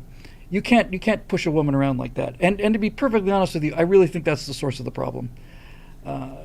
Women have come to the realization that men can't hit them, and since there are no consequences for their language and their behavior, they're out of control. I'm not advocating the striking of women. On the contrary, but I am getting to the point where I'm beginning to think that my primally deep-seated admonition to never hit a girl really means never hit a lady, because one of the things I'm seeing really consistently and very alarmingly is that now, when there's a bunch of drunks at a bar, the people most likely to be doing the fighting are women by 10 to 1. By 10 to 1. The people who are getting into fights are the women, and the people who are holding them back are the men. Calm down, calm down. This is out of balance. This is upside down. That's not how it's supposed to work. And I think they're just nuts. So yeah, Sean Connery spoke about this. Look, this is touchy subject, but let me just say this: when you live in a world where the lie that women are great warriors and ass kickers, and that you've grown up watching Scarlett Johansson punch 220-pound athletes unconscious, if that's the entire culture that you grew up in, then that will give these women the sense that they can actually do this. We see this all the time. Remember, who was it? Some I don't remember who it was. Some black progressive woman was on there saying, thank God that there are different men and women's sports because if anybody ever went up against Venus Williams, then that guy would be demolished by her. And then she finally gets on camera and says, "Are you kidding me? It's not even the same sport." She had the presence of mind and the experience to know, no. I mean, the 400th ranked male player in the world beat Venus or Vanessa Williams. So you're setting them up for this belief that they're ass kickers. And when they get out in the world and they start lipping off, unlike men lipping off, look, I can lip off to anybody I want to. I can walk up to any guy I want to and say whatever I want to say to him. And there are many things I can say to him that will earn me a well-deserved punch in the mouth. And that will correct my behavior. And after a few punches in the mouth, I'll stop saying things like that to those kind of people. And since I'm a learning creature, I already know that if I say certain things to certain people, I'm going to get punched in the mouth. I don't want to get punched in the mouth. So generally speaking, I'm polite to people and I don't go around saying some of the things that these women say. But they say it because they know that they're immune, and the consequences for this are not going to be good for them, because eventually women are already lamenting the loss of chivalry. Chivalry's dead. Yeah, that's certainly dead for strangers. But it's worse than that. They're going to, not going to, they're already beginning to start fistfights not only with other women, but they're starting fistfights with men, with policemen. They're punching policemen. I see it all the time. All the time. They're punching policemen. And the policemen are not allowed to do anything either. But, so, this whole badass girl boss thing is not only a lie, but the proponents of it can't even live up to the lie. In other words, all of these progressive women who are so sure that they don't need men, and that they're the physical equal of men, and that women's tennis is just as good as men's tennis. Women's basketball is more finesse than men's basketball. All this nonsense they believe. When they are confronted with the reality of a police officer confronting them, and this guy is 6'1" and 220, and she's 5'3" and 160, and she says, screw you, and just insulting this guy, and then finally says, you're under arrest. No, I'm not. Yes, I am. Yes, you are. No, I'm not. I'm not under arrest. Well, it turns out you are. And then they come to contact with the reality of the fact that this man is much stronger than them, and no matter how many times they say, I'm not under arrest, next thing they know, they're in handcuffs and saying, I'm not getting into the car. Well, then we'll pull you into the car from the other side. And when that starts to happen and they're confronted with the reality of it, that's when they immediately, this is the part that's so dishonest about them, that's when they immediately go to, how dare you lay your hands on a woman? How dare you? It must make you feel like a big man to be able to push a woman around like this. How dare you I'm a lady, I'm a woman, you can't treat me that way. You don't get it both ways, sister. You don't. It's kind of like the race card, You're really pretty much at your credit limit here. And when I see some of these incredibly obnoxious, physically aggressive women in protests and stuff, they're really just getting in your face and start hitting you. I really thought about this quite a bit. I think if that were the case, I would say, okay, you struck me once. If you strike me again, I'm telling you now, if you strike me again, I'm going to knock you on the ground. And that is what's going to happen. And whatever the consequences of that are going to happen, I will take them. But I'm not going to stand here and just get punched by you. If you strike me again, I'm going to knock you out. Okay? And then if they hit you again, then that's just an FAFO problem. That's just, which by the way is the greatest expression of the 21st century. I can't believe it didn't happen earlier. Let's just say fool around and find out. I like the unvarnished version better. But yeah, that's ultimately what it is. Fool around, find out. It's so bloody wonderful. Right now, all these protests on college campuses are going on because Hamas fooled around, and now they're finding out. So, this thing about men and women, they're different. They have different strengths, different weaknesses. They make a great combination. But when I see these women and they say, well, who you think's more valuable to society, men or women? And they go, oh, women are for sure.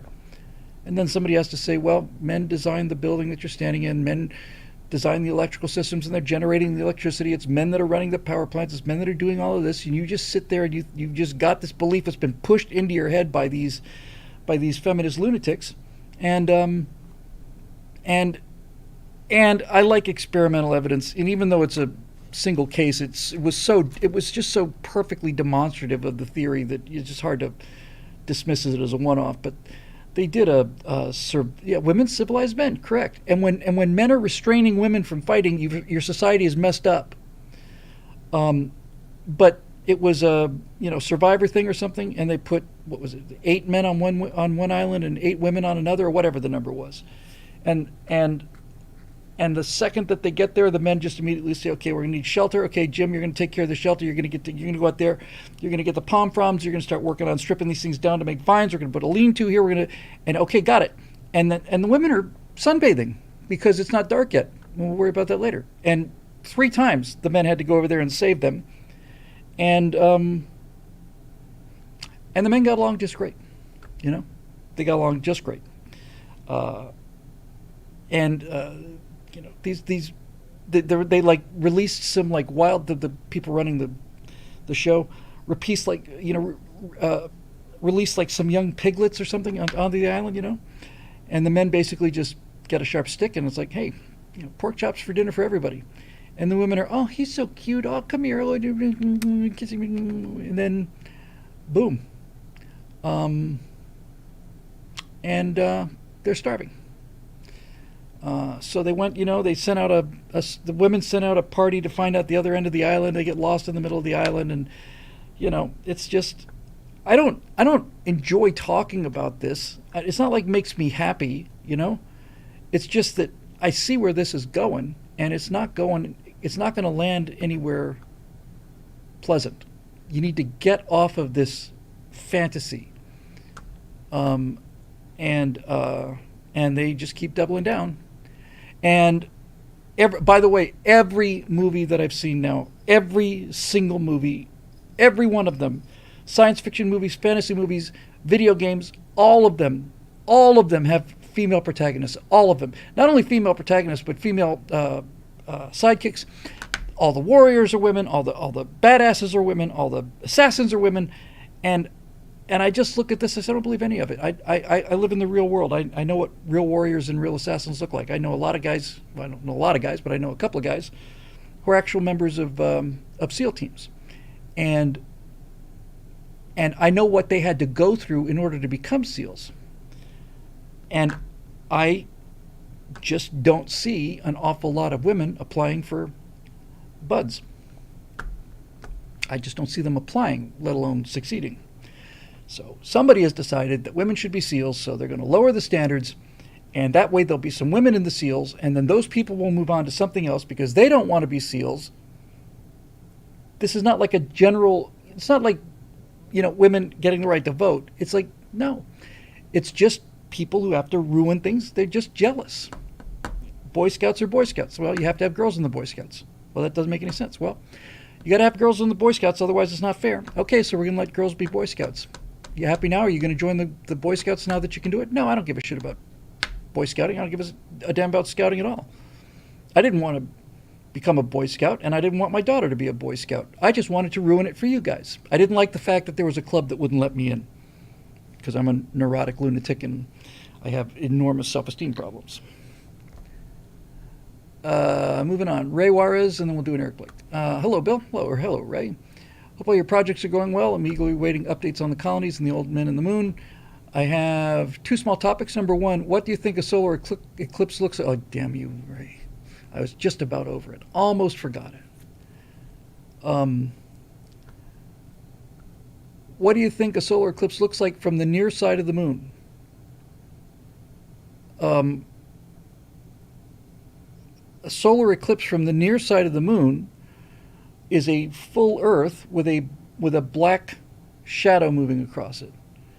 That's what the solar eclipse looks like from the moon. You got a nice big round, perfectly by definition full Earth. Definition of it being a full Earth is perfectly round, and then this dark spot moves across the surface of the Earth. It takes about an hour or something like that, maybe a little more. But yeah, that's what it looks like. Number two, I'd be careful using AI as anything beyond a tool to add polish to work. I think since so many people are jumping on generative AI, it's having the same effect that CGI effects has. When overdone, it actively worsens the project, and like CG, it can't make a bad shot great. Could not agree more, which is why I want to direct the whole thing kind of like in Unreal Engine, and then just hand it to AI to put a patina of reality over everything. And I just want to say, don't touch anything, don't change anything, just make these skin tones more realistic, make this metal look a little bit better. That's it. That's what I'm hoping for. Just my thoughts. Have a good week, Bill, and you should probably drink more water. Your voice is a little raspy on right angles. Yes, I should definitely drink more water. I'm perpetually dehydrated, and I think it's why my memory sometimes slips. Up in Tree says, is Scott still residing in Texas? No, I want to say he moved to Texas 3 or 4 years ago, and then we had this discussion on the show, and it turned out he moved to Texas 15 freaking years ago, or 13 or something like that. I thought he'd been there for 3 or 4 years. He's been there for well over a decade, and time flies when you're having fun. All right, so we got 2 Eric Blakes here. Let me see which one looks like.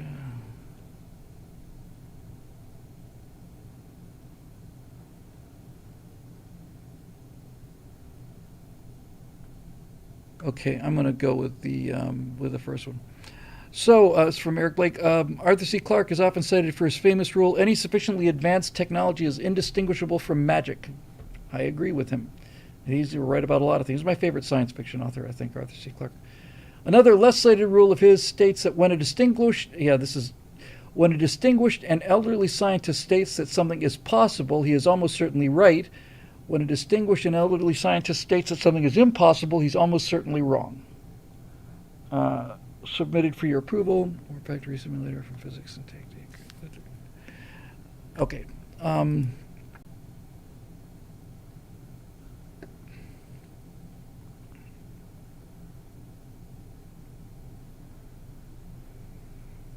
So apparently there's some software that's working on the problem of warp drive.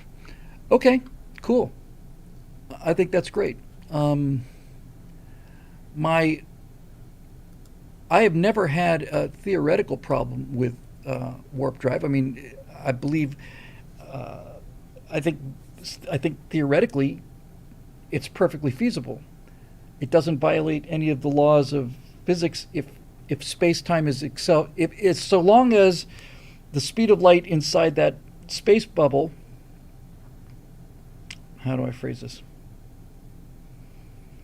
For warp drive to work, the warp bubble has to be able to propagate through space-time at a speed faster than the speed of light, although inside the bubble the speed of light is still a good old 186,262 miles a second. I suppose that theoretically that's okay, but when you look at the actual numbers, the amount of energy required to warp space is, and this goes for wormholes too, it's something to the equivalent of half a galaxy's worth of radiation necessary to do it. And, you know, I'm all in favor of checking out the technology, but I haven't seen anything. We've talked about the difference between engineering problems and physics problems. I think that they can solve the engineering problem of how to do it and then end up with the fact that now that we've built this machine, all we need is, whatever, how many gigajoules we need in order to fire this thing off. I think they'll be able to say, well, I don't know, man. On the other hand, it's like, I'm not exactly sure how we would warp space in the lab right now. I mean, theoretically, you could say things like, well, we'll just beam gravity waves at it or whatever the case may be. And gravity waves appear to exist. In fact, I think they've been experimentally confirmed with a series of binary stars are coalescing into a black hole or something. Two massive stars are orbiting crazy quickly and they're just sending gravity waves out. I think that's been confirmed experimentally. But it's one thing to say that, well, we're going to focus gravity waves in front of the ship and anti-gravity waves behind the ship. That'd work. Yeah, okay. The question is, how do you build your gravity wave generator? Despite the colonies, and I worked on this very, very, very hard, very, very hard. I gave it a lot of thought, and I reluctantly had to come to this this wormhole Stargate idea because there is no way to write a story where people are traveling from one solar system to another, and it takes them 35, 40 years to do it. You just can't do it. You send a ship out on a mission at high sublight speed, 70% of the speed light or whatever.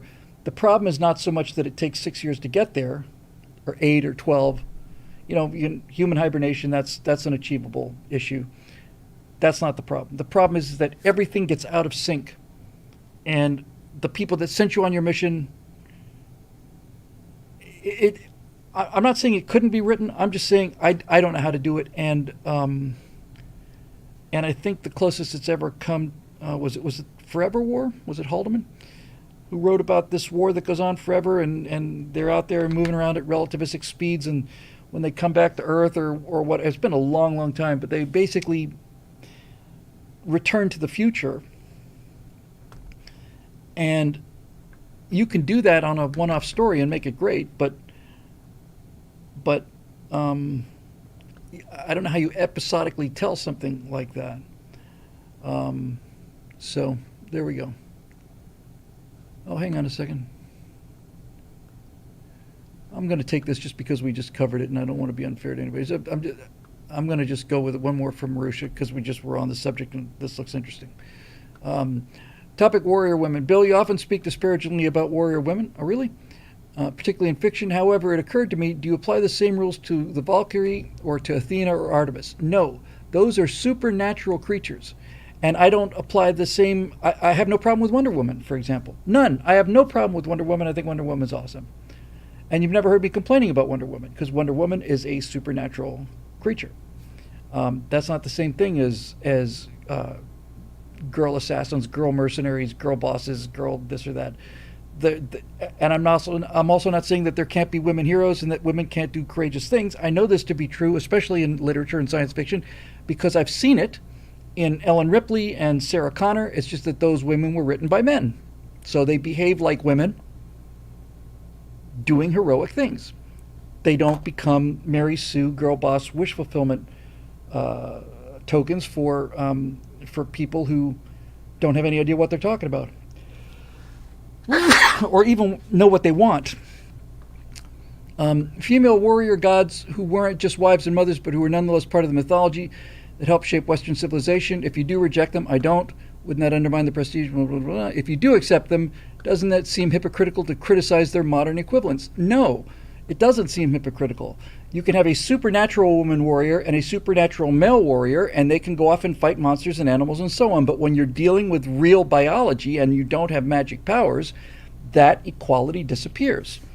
You have, through mythology, you have created an artificial equivalence that doesn't exist in nature, and you're doing it to tell a story that has some meaning. So Wonder Woman's a great example. Wonder Woman and Superman fighting bad guys and saving the Earth, fantastic.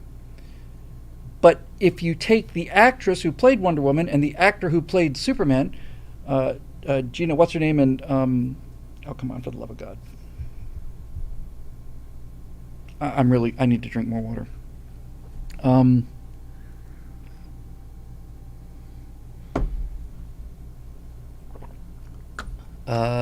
Henry Cavill. If you take Gina whatever, and Henry Cavill and have them fight, I'm putting my money on Cavill. I mean, really fight, seriously fight to the death. Gal Gadot. Yeah. Gal Gadot and Henry Cavill as Superman and Wonder Woman can fight on the movie screen, and I'm rooting for both of them, and I think they're great. But if you take Gal Gadot and Henry Cavill and put them in a room and tell them only one of you's coming out, and you're going to tell me that she's going to beat him up, then you're out of your mind.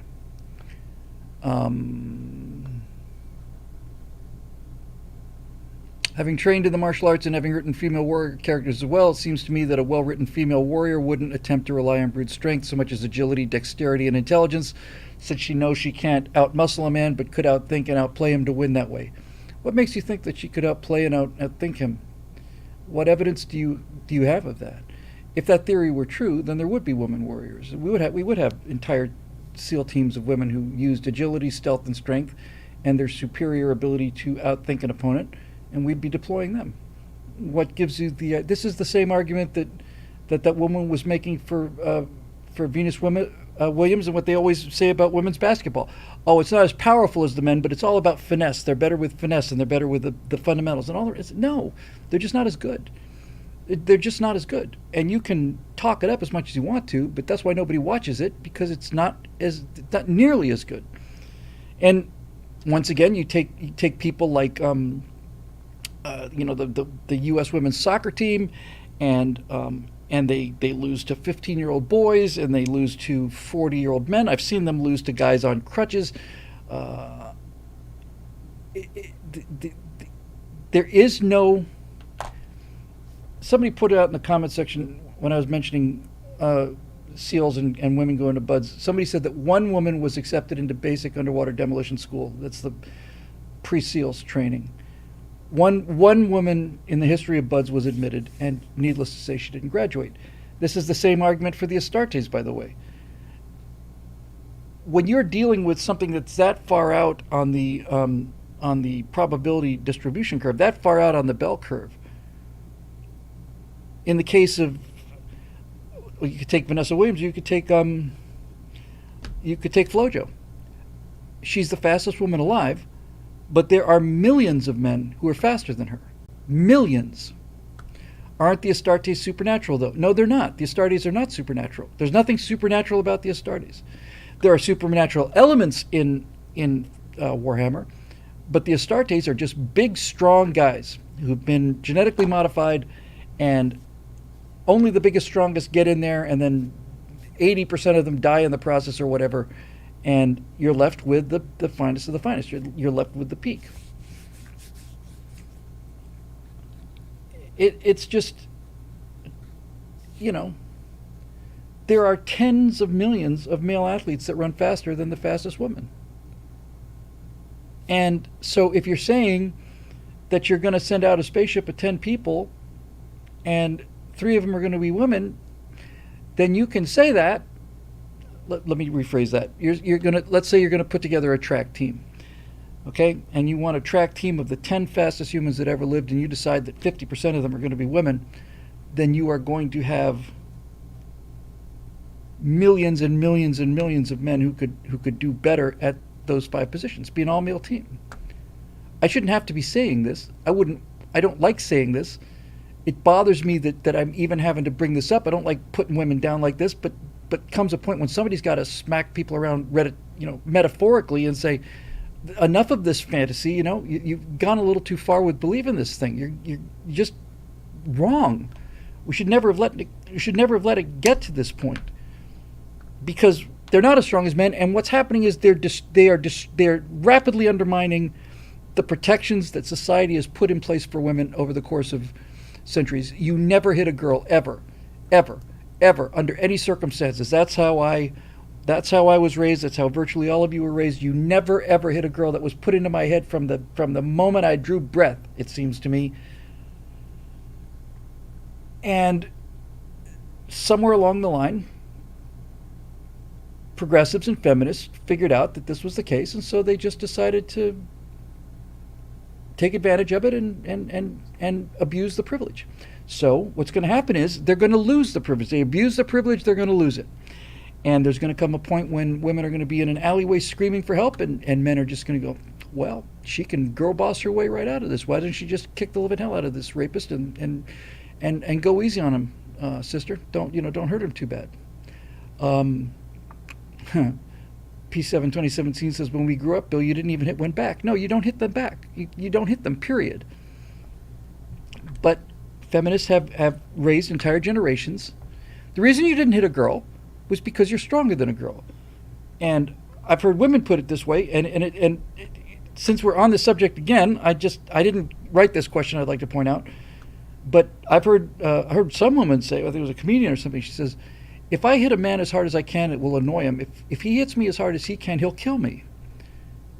If you don't accept that fundamental truth, you are going to lose the protections that we have put in place for men hitting women. Men don't hit women. Any man that hits a woman is a lowlife. But if it turns out that women are using that immunity to their advantage in order to taunt and torture men, then that protection will go away until reality re-enters the picture.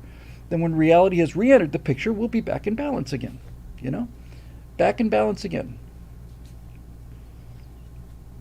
Not going to say this because it's not what I want to say. I don't want to be misquoted for it, but men understand that there are things that you cannot say or do without getting a good pop in the mouth, and that keeps you honest and relatively polite. And so fool around and find out, which is just another expression of you cannot deny reality. Reality will always win this fight. That's what fool around and find out is all about. Fool around, find out. And that guy who did the chart, the first time I ever heard that expression, here's fool around and here's find out. Here's you're fooling around, and here's how much finding out you're going to do for this much fooling around. There you go. All right, I think we're done. You've gotten your 2 hours and 34 minutes worth of flesh for me, and I hope you enjoyed it. So it's fun to go back to the colonies and show some cool stuff and stuff that's in mind. Right now, working real hard on getting the first Story Mechanics up. Then I got to get the first things to come thing going, and then I'll get back to Major Mace Mattingly and have some fun with that. I'm really, really looking forward to that. Really, really, really looking forward to it. I love it. I love those guys, and I miss them. I haven't been able to work with them for 9 months now or whatever, but I really can't wait. Anyway, this show's brought to you by the members at BillWhittle.com who keep the lights on and turn them off at night when we go home. They've made all these shows possible, and they stay with us through thick and thin, and they're damn good people, and I'm damn proud to be associated with them. And it's always fun to come out and hang out with my friends here like I always do. Twice a week now on Mondays and Thursdays, sometimes Tuesdays, sometimes Fridays. Did Bill say who's going to be the first Story Mechanics interview? It's going to be John Voight. Might see that happening as early as next week. But first, some other things have to fall into place. But things are moving. So anyway, that'll do it. Thanks, everybody, for being with us. And we will see you probably Thursday night for your very own Stratosphere Lounge. Hooray!